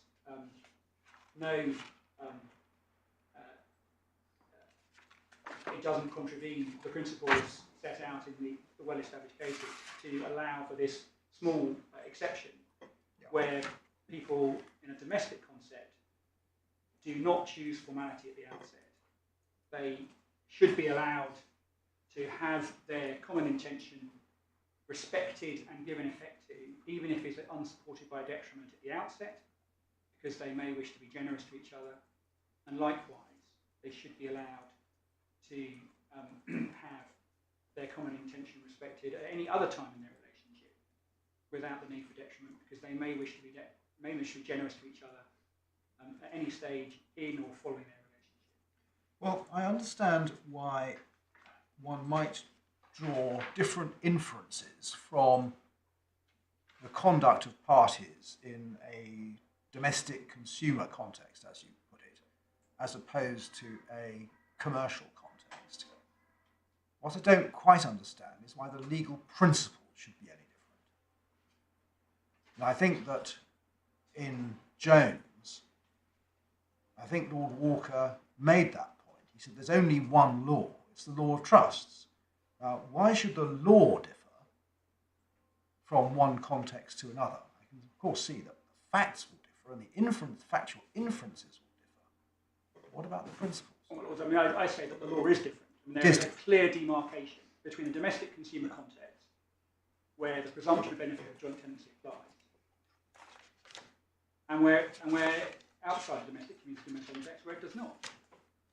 Is that right? Doesn't Privy Council say that the same law applies? Lord, I profess I don't understand Marlon Colley, and I don't wish to be rude, but there needs to be a starting point. And it's all very well to say that it all comes down to common intention, but obviously, if there are live witnesses, and one always would resolve issues on the basis of common intention, but one needs to have a starting point, one needs to have a legal framework, and certainly this court, in the case of Lasker, decided fairly shortly after Stack applied that distinction. So without going into too much jurisdiction debate about whether or not Privy Council decisions are binding on this court or overall decisions of the court, I'd simply say that the advantage of Lasker and Lasker, the case where the party effectively bought someone's council property, but did so that they could rent it out and make a profit. Lord Newburgh, in that case, made it quite plain that that was, although the parties were in a domestic relationship, it was outside the domestic consumer context, and he applied straightforward resulting trust principles. And I say that if it's a commercial or quasi-commercial venture, then resulting trust principles apply, formality applies. It's likely that it is important that in that context there is clarity and formality required to change beneficial interest. In domestic consumer context, just the facts of James and Colonel established just how unclear the position would have been for those parties. Yeah. Where the proceedings are begun by one party severing the joint tenancy and saying, I now hold 50-50, only to be told that they had formed a contrary with common intention to hold 90-10 a decade or so earlier. And that's the flexibility and the ability to do justice between domestic couples that the law allows. So it is a great, that's why I say at the beginning, my lord, although Pettit disavowed any notion of family property, in this context, I say that the effect of Stack and Jones is that we do have a separate regime, albeit for a subset of the domestic consumer context, but it's domestic consumer context, joint names, and no express declaration of trust. Can I just pick up that last point? As I understand it, your submission is that if A and B have property transferred into their joint names with an express declaration that they hold on trust for themselves as beneficial joint tenants, and if they ever want to change that, you do need to point to either something which complies with the formalities or a common intention plus detriment. My lord, yes. But if they simply transfer it into joint names, with no express declaration of trust, then they don't need. All they need is a later change of intention. My lord, yes. Because Now, on the facts of this case, there's no express declaration of trust, but it's not disputed. It's never been disputed. That on purchase, they were beneficial joint tenants. So why do you say that that fits into the... It's more like the second category where you don't know what their interests were because there was no express declaration, rather than the first category where you do know what their interests were because it's always been common ground that they were beneficial joint tenants on day one. well, I think there's two things. One is it just follows from the way in which the Supreme Court expressed themselves that you can rebut this presumption by the later formation of a contrary common intention. And the policy reasons, as I say, is if you elect for formality at the outset, then you are stuck with formality and you are stuck with the rigours of 53.2 and constructive trust in their full rigour. If you do not choose that, you have the flexibility of arguing that the interests were other than joint tenancy at the outset by a mere contrary common intention then, but also the flexibility to change interests with a change in common intention. And that's really your central point, isn't it? That the parties who are going to buy a home together have a choice between formality and informality. Well, yes. And you can either choose formality, in which case you've got to comply with whatever the legal requirements are, or you can choose informality, in which case you just have to form a common intention, and that's Well, yes. And I don't say it's particularly a knowing choice. It may not be, but that is the choice that the law deems them to have made. yes. My Lord, can I just turn my back on this for a moment just to see if anything else I want to say on this issue? Mm-hmm. Well, just in conclusion, I say that Stack and Kerr are both decisions of the highest authority. The latter painstakingly clarified the earlier case, and I say that both on the point of principle and the textual analysis, the law is clear that there is no need to establish detrimental reliance either at the time of acquisition or any subsequent change in common. Yeah. Thank you. Yes, Mr. Lemont, do you want to reply on this issue and then go on to your other extant ground of appeal? My Lord, yes. I'll do what I'll do, if I may, is a somewhat extended reply, because obviously I was expecting to speak first on this Yes. issue, but I'll try and gloss over things as quickly as I can, having heard what's been said already. If I'm droning on too long, then I hope your Lordship will move me on, and if I'm not as fluent as I was hoping to be, then your Lordship will understand. The first general point I wanted to make is an obvious one, and it's a point that's been made, that this is a current problem, and it's a continuing problem, and a big situation, a big case that needs dealing with. It affects many more people than just the parties to it. And what we have at tab 1 of the supplementary bundle are some data. My learned friend was talking about the situation where the box is not ticked on the TR1 form in joint Supplementary bundle? It's page 1, tab 1. And what we have there is some data from the Land Registry for the years 2015 to 2017. And what it shows in the second column are the cases where that chasing letter from the registry has been sent. And what we can see is an 8% or thereabout of cases where an acquisition is made in joint names. What do these initials stand for? All JP counts, so all joint proprietors, all Joint applications proprietors, for registration as joint proprietors. Second one is joint proprietary restriction letter, so that's the stock letter that is sent out by the registry in situations where a box has not been ticked or what's in the box is unclear.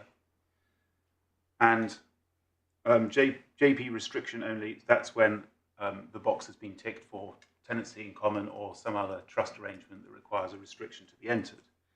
And what we can see is therefore that in each year, some 50 to 60,000 people, applications are not ticking the box. And some of those may be cured when the letter is sent out and the reply is received. Some of them will be commercial property, not this sort of situation at all, but surely a substantial proportion are going to be this sort of case. And what that means that we have, in the 15 years since Stack, hundreds of thousands of cases in this category, on cases in which people will have taken advice from their solicitors about where they stand, cases in which people will have resolved incipient disputes on the basis of the principles as they have been understood in those last years. So that's and of course the law requires therefore clarity and consistency and coherence in such an important domestic situation where ordinary people come across the law so regularly. The second general point I wanted to make, my Lord, is a simple factual point to bring us down to the facts of this particular case, is that it would be very easy for someone perhaps reading the headnote of this case in years to come to think that the villain of the piece here is Mr. Hudson, who was reneged on an agreement he made. But what I wanted to illustrate is the point that was picked up by the trial judge, that that Miss Hathaway has done very well out of this case, as he said in conclusion of his judgment. Mr. Hudson could well feel justly hard done by because of his generous offer.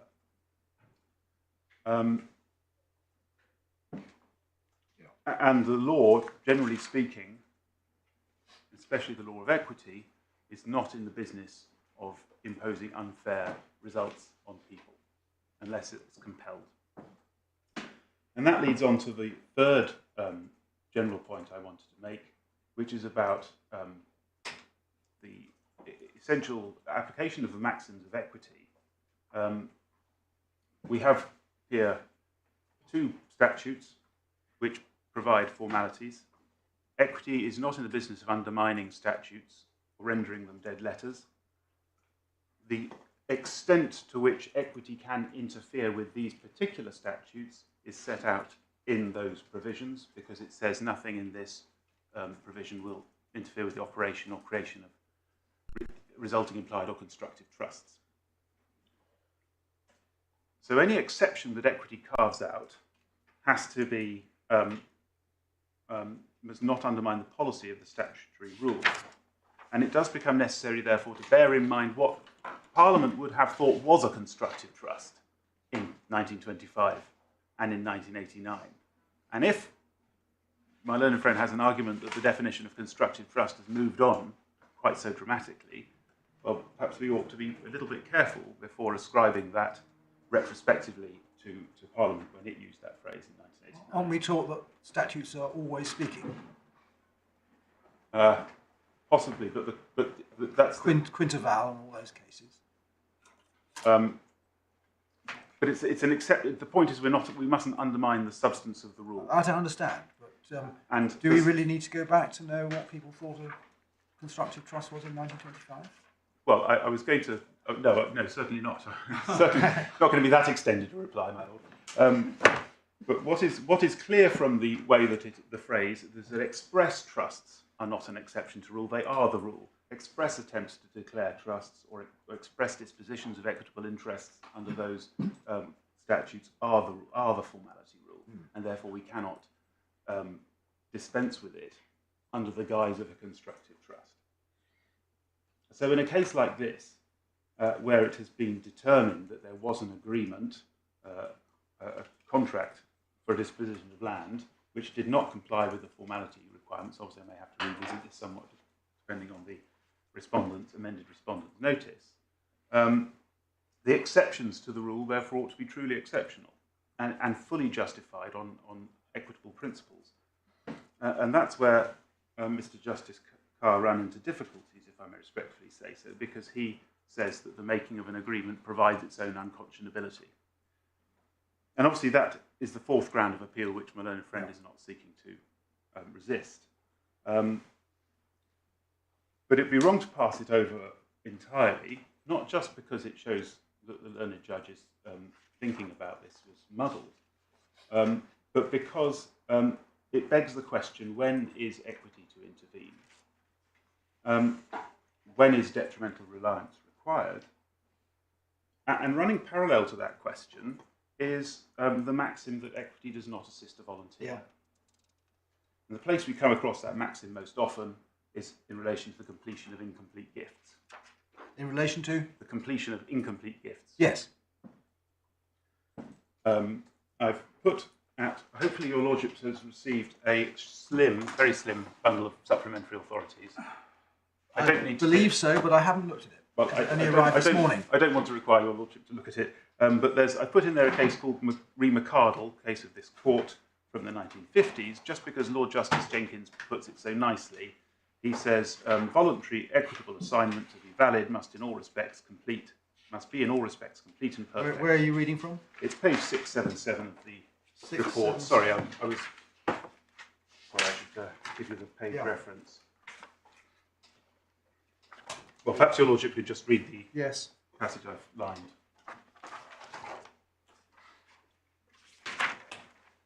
Saves me having to try to pronounce locus penitentiae as well.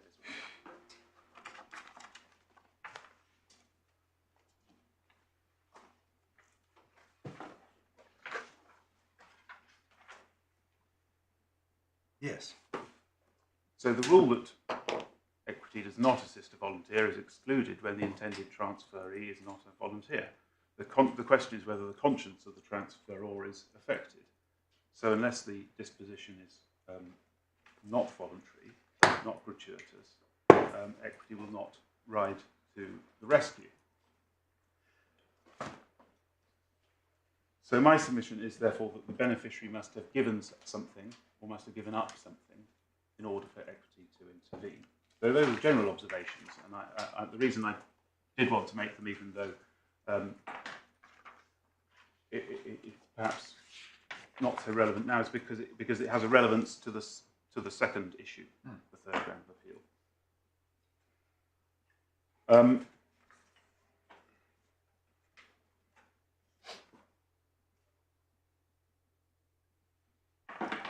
The third ground, then, just setting out what the grounds of appeal are, I should probably at this stage deal with amendment of ground 3. Perhaps I should leave that for a moment. But yeah, this is another thing I haven't read, I'm afraid. Right. Well, this was a few weeks ago now. No, I think it only arrived this morning. It was CE filed at the time, but I'm not sure that these printed bundles have made their way to your lordships. Yes, that's what happened. I found it was C5. Right. Well, I apologise that it wasn't completely. The point was made in my learned friend's skeleton argument in relation to ground 3 that if you tab 2 of this little bundle, page 7. Yes. Your lordship can see that we hadn't expressly referred to the notion of an opportunity to negotiate for the shares or the pension as distinct from the legal claim. Mm-hmm. And so we took the view we probably didn't need to amend because they were both had been dealt with together by the trial judge and by the appeal judge. But I accepted that in my skeleton argument I had made different points about both, about each of them rather. And so for good form, we therefore accepted that we should apply to amend the grounds of appeal in the way that I have. Yeah. So as I understood it, I had understood at least until this morning, my learned friend was neutral on this amendment and didn't complain about it. Right. Is that right, Mr. Horton? My learned friend, well. So, my lord, if the lordship has that supplemental, the amendment bundle, I think it's has the amended grounds in it. Yeah. On page 7, there are Yes. some amendments. So the amendment that we understood was being sought was the one which is in underlined text 3 lines down. So that's encompassing both aspects of the detriment as found by the judge Yes. and argued against in the skeleton argument. We then have some further amendments in 3.2, 3.4, 3.5, which were not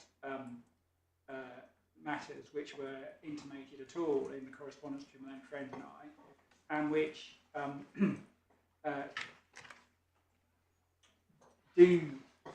not matters which we have had the opportunity to deal with in written argument. So I'm somewhat surprised that the amendments were as extensive as they were.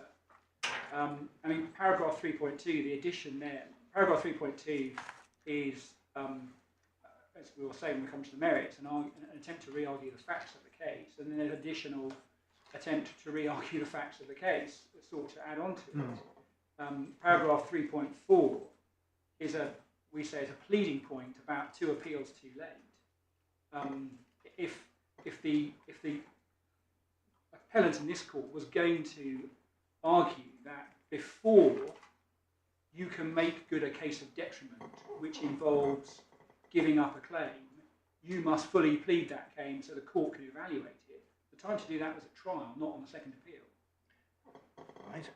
So, my lord, we say that these go well beyond the need to just cure the omission which is made good in the main part. So, can I get this? You don't object to the underlined part of the third line. My lord, paragraph yes. 3. You object to the amendment to paragraph 3.2 on the ground that it opens up a new factual area of inquiry. You object to paragraph 3.4 on the ground that the pleading point is too late to take a pleading point, though that may apply to section 53(1)(c), may it not? My Lord, the other point about it is that all of these matters, the amendment was posited on the basis that we've already addressed these issues in our skeleton. Yeah. And 3.5 seems to be a point of law. Well, my Object Lord, to that?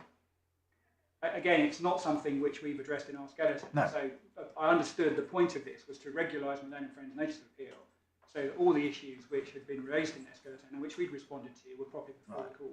Well, since we're allowing a new issue to come in for tomorrow afternoon, if it's an issue of law, is there any reason why we shouldn't allow that to come in? My Lord, I take Lordship's point. I'm not going to. Right, so the substantive objections are to 3.2 and 3.4. Right. 3.2 does seem to open up an area of factual inquiry, doesn't it, Mr. Learmont? It's put as an assertion of fact. Well, contrary to what my learned friend says, 3.2 is present in the skeleton argument that we submitted in support of the appeal, so it doesn't come as new to him. Well, it's an interpretation of the email, isn't it? The way it's put in the skeleton argument. Yes, quite. So the same objective point could be taken in my favour. That's as far as that goes. Yes, I'm not. Yes, I think I can go as. I think I could supplement that by saying, in fact, there was no oral evidence to contradict the plain meaning of the emails on that, and obviously, counsel who appeared at trial are in court today. So that's 3.2. 3.4, no detrimental reliance in the form of having given up an opportunity to negotiate for an interest in the shares was pleaded or alleged. So it's not the point whether the point is not that a legal claim has to be sub-pleaded, as it were. That is a point I take, but it's not this point. The point here is that this is assuming there is no legal claim. Nonetheless, Mr. Hudson might have been persuaded to give her something. She's given it up. We say that was not pleaded. Should it have been? And what happened at trial is that the judge said it was a weak claim. I can't be convinced it was a non-claim. Maybe Mr. Hudson would have given her something, even if the court would have said no. So the 2 points are run together. So you say that wasn't a finding that was open to the trial judge. Is that the way you put it? Yes, I say that if it is a separate point, and Malone Friend seems to rely on it as a separate point, then it ought to have been pleaded. And I don't accept that that wasn't sufficient, that that wasn't within the scope of the grounds of appeal below, because the grounds of appeal below were quite widely drafted. It's at tab 13. The learned judge held that the respondent, this is 134, sorry, in the core bundle, had changed the position and or suffered detriment by agreeing. Just hold on a minute. Where are we going? Sorry, it's page 134 in the core bundle, which is the grounds of appeal on the first appeal. We say it's sufficiently wide, at least if you read agreeing not to pursue any claim as encompassing both. And of course, if it wasn't wide enough to encompass both, then there would have been an answer to the appeal. And Malone Friend would have stood up in front of Mr. Justice Carr and said, well, unfortunately, the trial judge has made a decision that giving up an opportunity to negotiate is detrimental reliance, and there's no appeal against that. So there's an incomplete appeal in this case. So clearly one must interpret the grounds of appeal both on the first appeal and the second appeal when it refers to giving up a legal claim as encompassing both elements of that.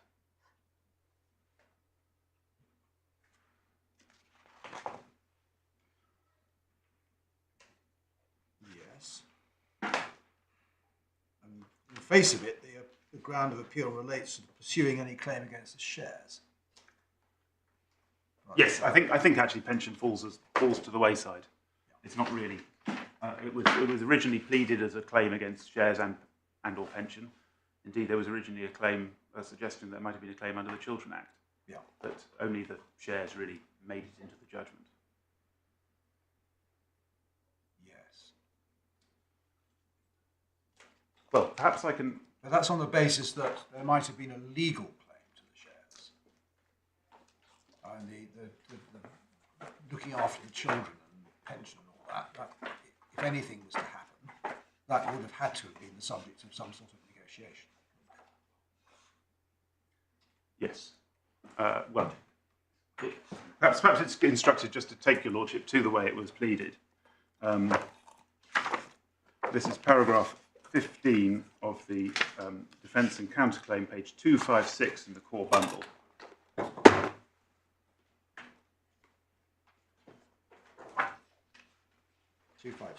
Yes. And these are the particulars of the detriment. All but 15.2 rejected by the trial judge.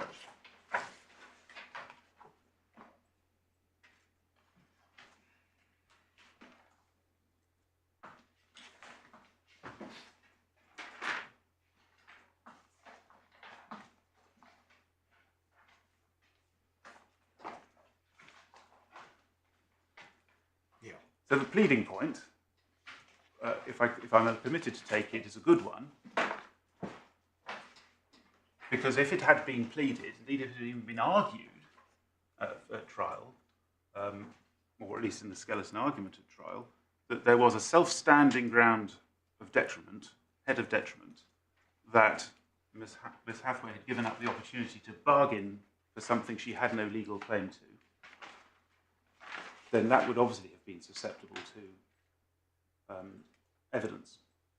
It would have been dealt with in Mr. Hudson's witness statement, and it was not. But that's a point I could develop in due course.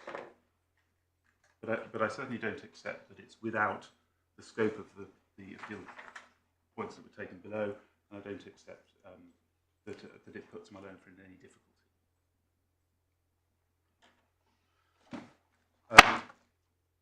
Are you saying it's outside the scope of 15.2? Yes. Really? The idea that there was an opportunity that absent a legal claim, Ms. Hathaway had suffered a detriment by not being able to bargain for something she wasn't entitled to. We have other arguments in relation to it, but this is one that I wanted to. Yes. Well, I mean, in a sense, my lady, your ladyship is with me. That if your ladyship is right, that 15.2 encompasses a non-legal claim, a moral claim, a moral bargaining position, then it must also be encompassed by the grounds of appeal. Yeah. And I don't need to amend.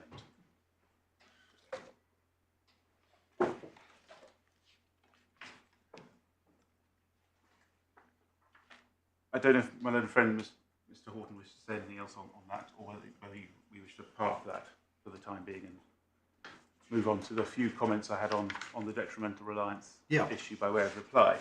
Okay, we'll do that, my lord. The way my own friend puts it in the skeleton argument is that there are two propositions, and the first proposition is absolutely uncontroversial. It's the proposition that presumption of beneficial joint tenancy applies where a property is purchased in joint names without express declaration of trust in the domestic consumer context. And that, of course, is uncontroversial because that's what Stack and Jones says. So I'm not sure why my own friends say they have to contend for that proposition. It's never been an issue.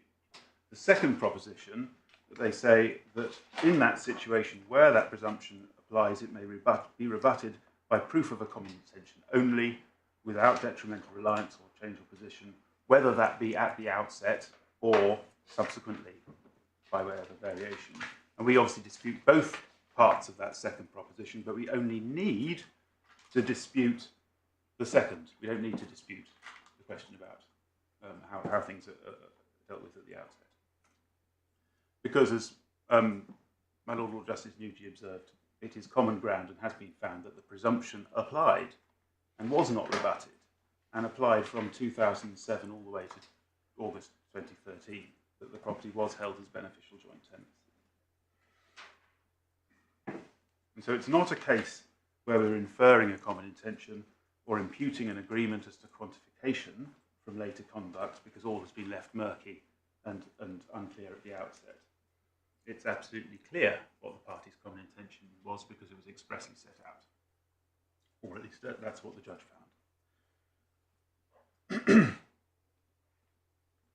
Well, I think it was common ground on the pleadings, wasn't it? I don't think it was ever disputed. No, whether or not we were bound by that common intention was what was in dispute.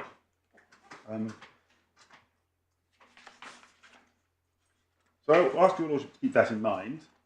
And this particular subset of facts, therefore, doesn't resemble Stack, it doesn't resemble Jones, it doesn't resemble Barnes and Phillips or Quaintance and Tandon or any of the cases that my learned friend relies upon, which are all inference cases.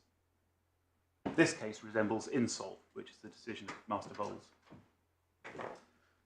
And it's somewhat odd to be here in the Court of Appeal arguing about whether detrimental reliance is needed at all in circumstances where the defendant's legal case, her pleaded case, and her evidence has always been predicated on the correct assumption that detrimental reliance is needed. If we look at the way the defence is set out, it is said that she relied on it to her detriment. No, that's part of her case. Well, it seems to have come in through the respondent's notice on the first appeal. Yes, well, quite. I think there is a in my own friend Mr. Holland's skeleton argument at trial. He makes the point that it is not expressly required, but says that in any event it's present. He doesn't really take the point any further in the skeleton argument. I think it did get developed slightly more in oral submissions, but only slightly. It was only, as your lordship says, on appeal that it was put at the forefront by respondent's notice.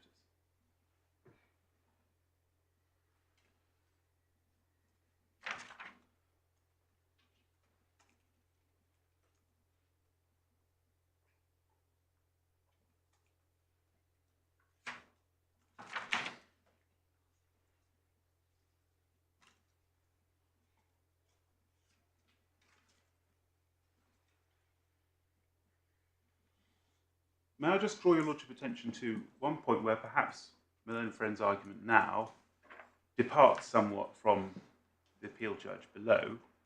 The appeal judge refers at paragraph 76 to the notion of an ambulating beneficial interest, a change subsequent to acquisition, as an illustration of why detrimental reliance is not necessary in any common intention constructive trust, whether on creation or later. But Mr. Justice Carr doesn't try and divide it into two. He treats the 2013 agreement as creating a new constructive trust, as if the parties are beginning again, and we say that's asking the right question. It's just that he reaches the wrong answer. He doesn't treat the 2013 email as an ambulation. That's in my submission as a way to read paragraph 76. Or the judgment as a whole, rather. So when it comes to the argument that Stack and Jones abolished the need for detrimental reliance, we say first, in the light of the evolution of the constructive trust and the constant requirement of detrimental reliance in Gissing, in Grant and Edwards, in Lloyd and Rosset, in Austin and Peel, it is vanishingly unlikely that the Supreme Court intended to wipe away all that jurisprudence without saying so expressly.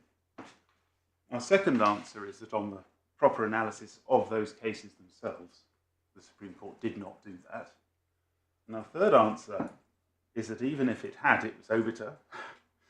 Perhaps not one's best point to say that about a Supreme Court decision, but it's nonetheless true. And our fourth answer is that it's not how it has been interpreted subsequently, and that's the Collins and Curran. And in fact, I think both of your lordships and your ladyship have had opportunity to deal with this question of detrimental reliance and constructive trust in different cases that are all in front of the in the bundle. Full marks for ingenuity in finding a criminal case. Well, it was my colleague, Mr. Colclough, who was in front of your ladyship on that case. right. It was one that I was familiar with. If Stack and Dowden and Jones and Kerr did have that radical transformation of the landscape, nobody seems to have noticed. Someone would have noticed it before now. And in all the myriad cases that there have been, dozens of cases about constructive trusts and Stack and Jones, they have produced just 2 cases that they say support their proposition, and one of those, Acquaintance and Tandem, wasn't even referred to by my own friend. One of them is what? Acquaintance and Tandem. Oh, yeah. Is not actually been referred to in oral submissions. And I submit they don't, in fact, provide that support. Our 5th answer is that it's wrong as a matter of principle, given the fundamental operation of equity, when it's, particularly when it is fighting against a statutory formality provision. And along the way, I just wanted to say a few more words about the ambulatory constructive trust, because in my submission, it's been used in 2 different senses, and it may be that this caused additional confusion to the learned judge below. A word, if I may, on the resulting trust. The classical analysis of a resulting trust admits only of a binary outcome. And that's where Springett and Defoe went wrong, and the point that my learned friend, if I may respectfully say so, is not understood. Classically, one transfers property into the names of A or the names of A and B. If there is an element of gift, the presumption of resulting trust swings into operation and says, well, it belongs to them beneficially in the proportions to which they contributed. You get what you pay for. You get what you pay for. That can be rebutted by a common intention that it was a gift. What the classical analysis of resulting trust does not say is that your common intention could be something else, and the court will give effect to it as a resulting trust. And it's because it is only binary in its classical conception that it was an inadequate tool for this sort of situation where you do have agreements or inferences as to agreements as to different shares. And that's why the constructive trust is used. And the constructive trust comes to the rescue, but with all the baggage, if I can put it like that, that has accumulated, that it needs a detrimental reliance to support the common intention to make it enforceable in equity.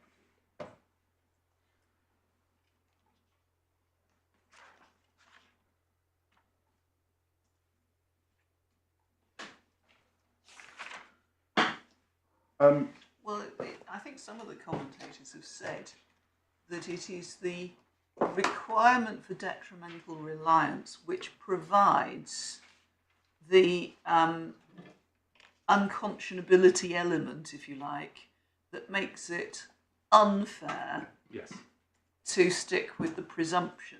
In other words, you've got to have some justification from moving away, because equity is there to do what is fair, but by reference to principle.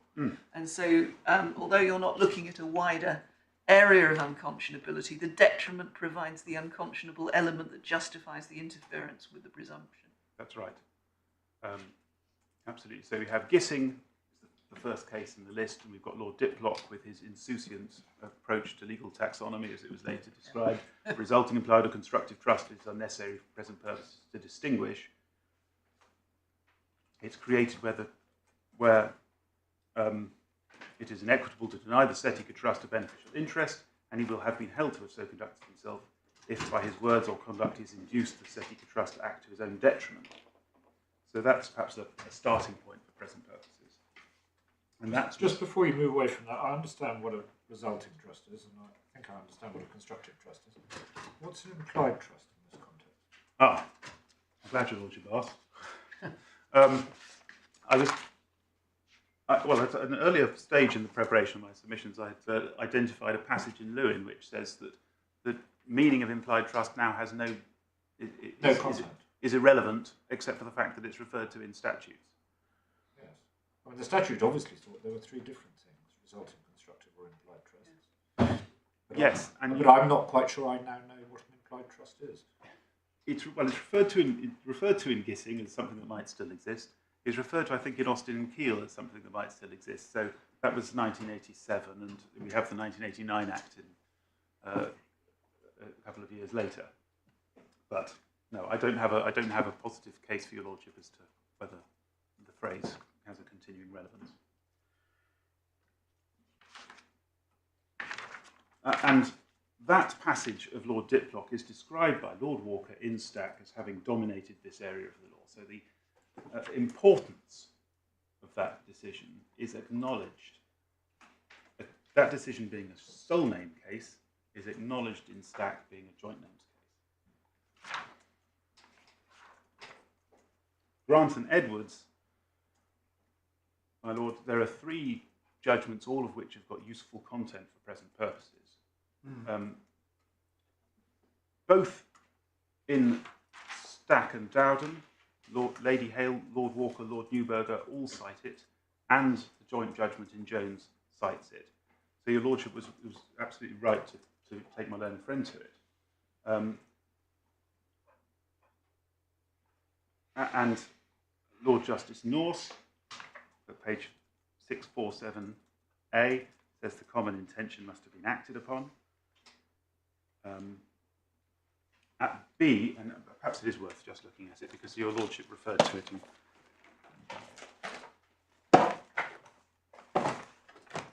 page 65 in the bundle, tab 4.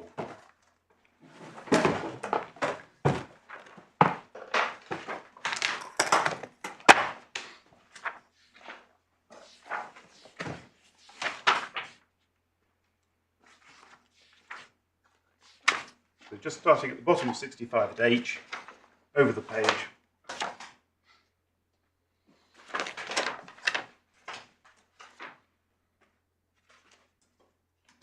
And at just above letter C is Lord Justice North saying, if it is found to have been incurred, that is to have said expenditure, such expenditure will perform the twofold function of establishing the common intention and showing that the claimant has relied upon it. And that actually is expanded upon by Lord Justice Brown Wilkinson in the third speech. He finds 4 different. Finds 4 different, and that's the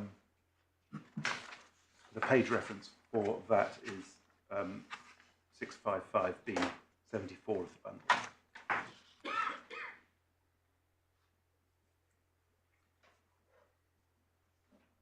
Yeah, then you've got Lord Justice Mustill at... Lord Justice Mustill, 651, this is page 70. Yeah, his point 3. Yes. Sorry, my lord. And the Vice-Chancellor. And the important point to get from Lord Justice Mustill's speech at H on page 70 of the bundle is, I use the expression on acquisition for simplicity, in fact, the event happening between the parties, which, if followed by the relevant type of conduct on the part of the claimant, if followed by the relevant type of conduct on behalf of the claimant, can lead to the creation of an interest in the claimant, may itself occur after acquisition. The beneficial interest may change in the course of the relationship, but only, he is saying, if followed by the relevant type of conduct. So that is a hugely influential passage. It's referred to in Jones at paragraph 16. Well, the other important point that comes out of Lord Justice Mustill's judgment is his point 2, which is expressly approved in Jones. There's only one law, it's the law of trusts. Yes. Yes, exactly. There are no special doctrines of equity applicable in this field alone. Quite.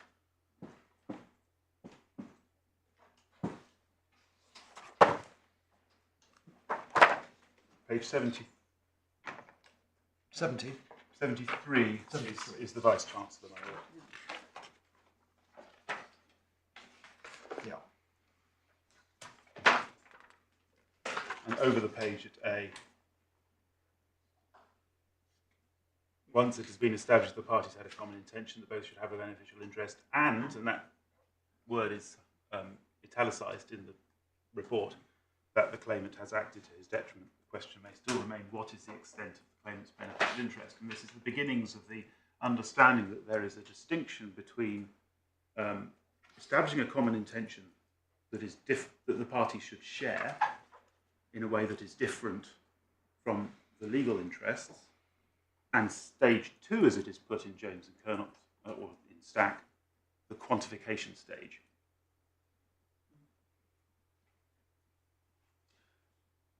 Yeah. My Lord, Austin and Keel, which is a couple of pages back, it's tab 2, slightly out of chronological order, I'm afraid. What that shows us at page 38 of the bundle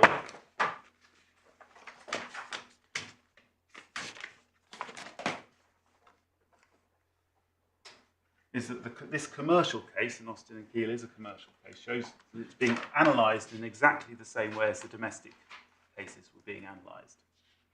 Because there's the reference to Gissing and Gissing, and there's the reference to Grant and Edwards. So here is the Privy Council applying domestic principles to commercial cases, unsurprisingly, given that there is only one law. And over the page at 40 is a point I want to highlight because it's relevant in particular to the second issue. There has to be some conduct detrimental to the Setica Trust, even if only in the sense of an irrevocable change of legal position, which is referable to the common intention proved and undertaken on the footing of the grant of the beneficial interest claimed. And the point I'm making here is that, or emphasising here, is that my learned friend has tried to say, well, an irrevocable change of legal position is just one example of a type of detriment.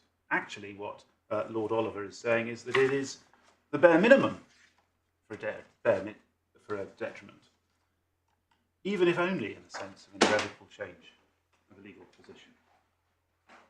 And that's important when it comes to the second issue.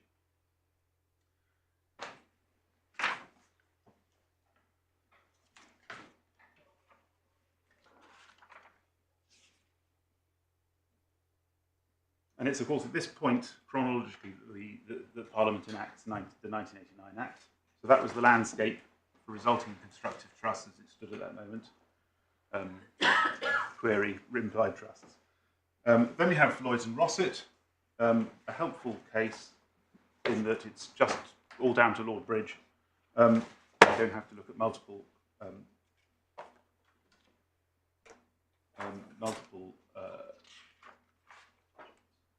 judgments, but both sides had accepted that detrimental reliance was an essential feature of the constructive trust.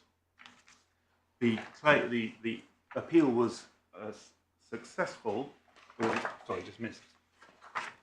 The appeal was successful because there was not on the facts sufficient detriment or detrimental reliance. And so therefore the niceties of Lord Bridge's judgment are, strictly speaking, overture perhaps, but as he acknowledges, but he refers repeatedly to the need for detrimental reliance. And what Lord Bridge says at one point in particular is that it is necessary for the claimant to show that he has acted to his or her detriment or significantly altered his or her position in reliance on the agreement in order to give rise to a constructive trust. And I just highlight the words necessary to show because it tells you where the burden of proof lies.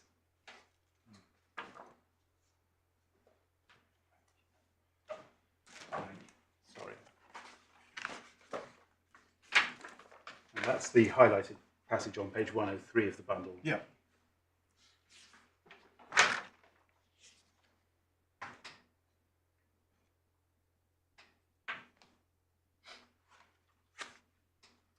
I won't take your lordship to Mortgage Corporation and Share, but it's a decision of Mr. Justice Newberger, as he then was. He made no distinction at all. And the reason it's important is it is a joint names case. Mm-hmm. And he makes no distinction at all when applying Gissing and Rossett to that joint names scenario. And of course, it's Lord Newberger, who's in the minority in Stack. Yeah. Oxley and Hiscock is a decision of this court, Lord Justice Chadwick, described as magisterial by Lord Collins in Jones. I've given your lordships the references to it in the skeleton.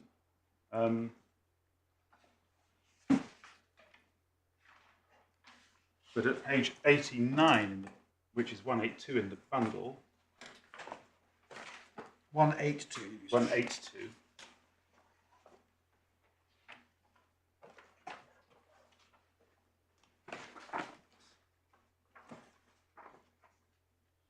And Lordship says, if such a common intention were established and the party would not become legal owner, would it be held to have acted to his detriment in making the financial contribution to the purchase in reliance on the common intention. So that's the double duty point again. That the same facts, the same contribution, whatever it may be, that allows the court to infer a common intention, that the beneficial interests differ from the legal interests, is the same, are very often the same facts as allow the detrimental reliance to be proved. And the case deals with the quantification of the parties' shares, and that's where the revolution came in Oxley and Hiscock, because, as your lordships will remember, Lord Justice Chadwick refers to The whole course of dealing. the whole course of dealing, and that's the big step forward that Oxley and Hiscock makes towards the abolition of the resulting trust in this context. And the division into the two stages. Firstly, have you displaced the legal ownership, whether that be joint, we say, or legal, or single names? Secondly, if you have, how do you go about quantifying? Yeah. And we say detrimental reliance is at least needed at the first stage. It's moot for today's purposes. Well, I think Lord Justice Chadwick more or less says that at paragraph 43. 43, my lord. Yeah. He says it's important to have in mind that Lord Justice North was addressing the question of quantification. He'd already held the case was one in which there was a common expressed intention. Yeah. The claimant should have an interest, and she'd acted in reliance. Yes. So he's certainly not, at least not questioning. So this is the sort of situation where we can't tell from any express agreement or even from any inferred agreement what shares the parties are to have, just that there will be sharing in something other than the legal equity following the law. And where the court is in that difficulty, then imputation is allowed, and that was the development in Jones, or the clarification in Jones.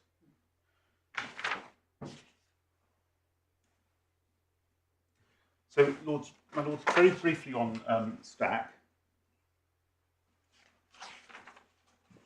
Paragraph 4, which is page 193, is Lord Hope saying, cases can be broken down into those where there is single legal ownership and those where there is joint legal ownership.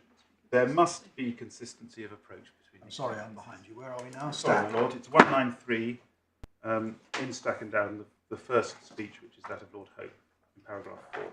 Paragraph 4. 4. Sorry, my lord, I'm dropping my voice. Yes. There must be consistency of approach between the two cases. Paragraph 12, endorsing Lord Justice Chadwick and Oxley and Hiscock. So it shows how important Oxley and Hiscock, with its repeated references to detrimental reliance, is.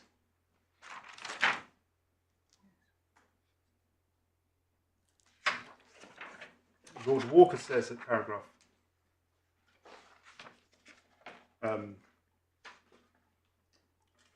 17, in his extended footnote, as he puts it, Lord Walker says at paragraph 15, paragraph 17, that the most vexed question, or the most crucial question, he says, by which I understand him to say the most vexed issue, was to determine whether a court must find a real bargain or whether it can infer or impute a bargain in the absence of any sufficient. So the point about that is the issue with which the House was grappling in that case. detrimental reliance just didn't feature as part of the argument. Not surprising, because in the head note it shows that 65% of the purchase price had been paid by, or more than 65% of the purchase price had been paid by Miss Dowden in the case.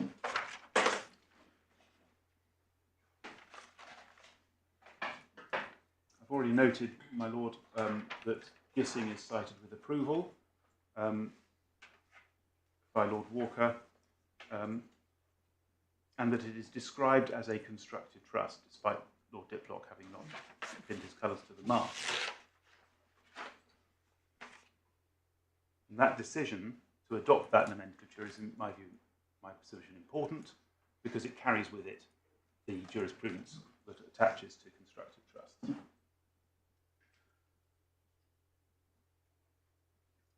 Paragraph 24, His Lordship approves Lloyds and Rossett, except for the idea that only direct contributions will do.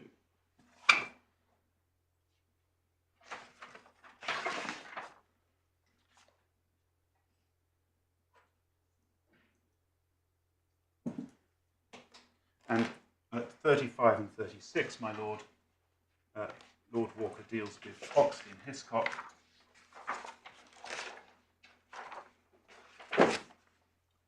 Paragraph 35. That is the way in which the law can be seen developing through a considerable number of decisions of the Court of Appeal. So Lord Walker views what is happening in Stack as a development, an evolution, not a revolution. His Lordship singles out Oxley and Hiscock for special mention. But at 36, His Lordship says, that summary was directed at cases where there's a single legal owner. In relation to such cases, the summary is, in my opinion, a correct statement of the law, subject to the qualifications in Paris 61 et second, Lady Hale's opinion. So that, in my submission, is Lord Walker saying this is a correct analysis of the law in all circumstances, subject, save only for what Lady Hale says. When we come to Lady Hale's judgment, I just want to refer your Lordship to paragraph 49, which is page 206 in the bundle, because what Lady Hale says is that Goodman and Gallant is authority for the proposition that severance of a beneficial joint tenancy results in a beneficial tenancy in common in equal shares. That's orthodoxy. And that's orthodoxy, absolutely. But it is inconsistent with my learned friend's proposal that all beneficial joint tenants need to do is declare something else informally. Because if it was possible to sever your beneficial joint tenancy just by wishing it to be so into any shares you like, then all that jurisprudence about severance would be meaningless, be pointless, wouldn't be needed. The fact that Lady Hale acknowledges that a beneficial joint tenancy can only be severed into equal shares demonstrates very clearly in my submission that she cannot have intended to dispense, to just allow a change in common intention to be enough to splinter your beneficial joint tenancy into something else. The Lordship's looking slightly quizzical. No. I'm not sure that that's quite what Mr. Horton meant. I understood Mr. Horton to say, yes, if you expressly say your beneficial joint tenants at the outset, then you're stuck with that unless you go through the right hoops. But the case he says that is different is where you don't say what your beneficial interests are at the outset. So that there is an uncertainty about it, because there's nothing in principle stopping you from conveying. Yes, but Lady Hale doesn't distinguish between the beneficial joint tenancy that is presumed, yes, and the beneficial joint tenancy that is declared in that passage. Well, they're different things. If you declare a beneficial joint tenancy, you are beneficial joint tenants, and if you sever it, you become tenants in common in equal shares. But a presumption is at an earlier stage. You presume a joint tenancy unless the evidence pushes you somewhere else. Yes. And So if on acquisition there is insufficient evidence to displace the presumption of beneficial joint tenancy, like in this case, and that beneficial joint tenancy is accepted to continue, in my submission, what Lady Hale is saying is that the parties can sever it, and if they sever it, they become equal tenancy in common. That would make a nonsense of the idea that instead of severing their joint tenancy, they could just say, tell you what, let's have it 60-40, and that would be enough. I see the way in which you put it, yes. How much longer are you going to be on stacking down? So sorry, my lord, I see that time has run away with me. I am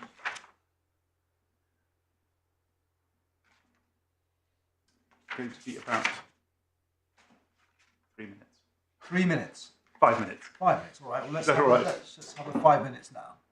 Yes, thank you, my lord, that's helpful.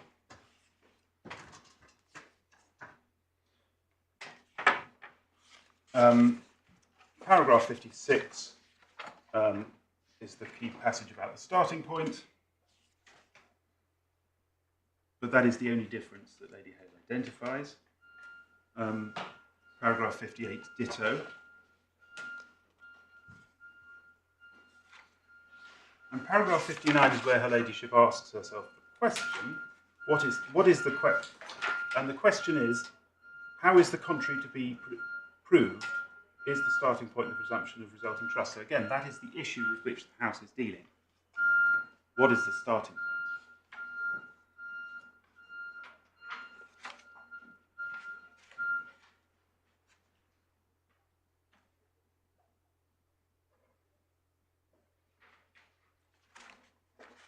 Yeah. Paragraph 60, your lordship already looked at, and the point was made that she is importing into her speech at this point all that history that Lord Walker has mentioned.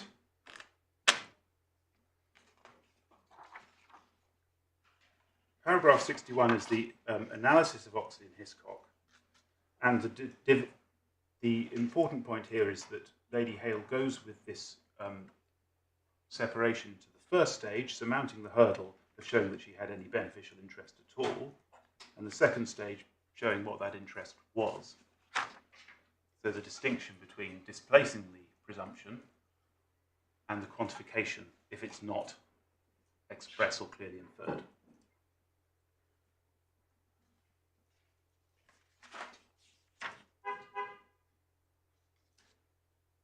Now, 62, I might just pause on, if I may, my lord, because this is where her ladyship says the party's intentions may change over the course of time, producing what my noble and learned friend Lord Hoffman referred to in the course of argument as an ambulatory constructive trust. But of course, her ladyship is dealing now with quantification, not with displacing the presumption. And as we will later see, at the quantification stage, one can impute an intention, but at the first stage, one is limited to inferring an intention. And that is the sense that Nicholas Strauss QC, sitting as a High Court judge in the first appeal in Jones, uses the phrase.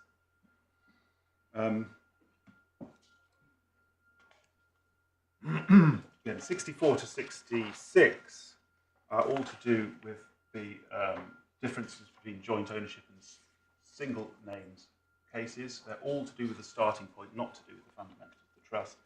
And at page 68, paragraph 68 of page 212, the burden will be on the person seeking to show that the parties did intend their beneficial interest to be different from their legal interest, and in what way. This is not a task to be lightly embarked upon. It doesn't say the burden is essentially a different one comprised of different elements, different legal principles.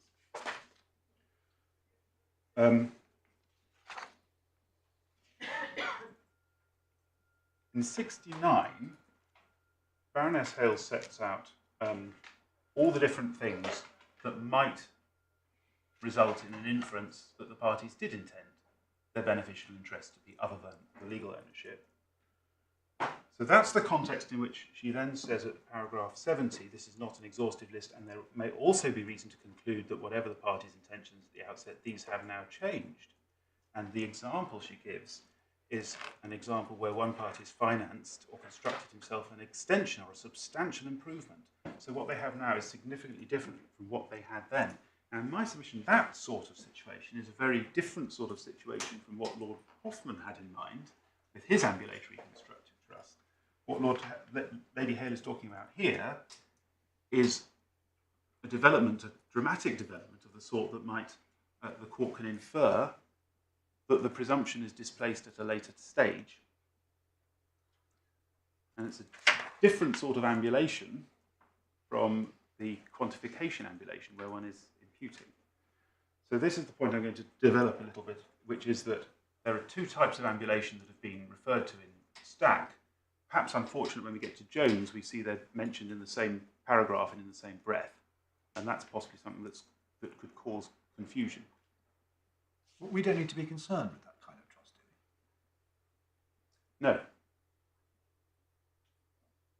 we? No. We don't, except my learned friend relies on Barnes and Phillips as authority for his proposition that nothing needs to happen to change the party's shares. And I will, I hope, show what happened in Barnes and Phillips at the second ambulation was a quantification ambulation, an imputation which need not require detriment, as opposed to the first ambulation, which was a change from beneficial joint tenants to something different. My lord, is that a convenient moment? Yes. Don't forget, this is a reply. Yes. 2:05.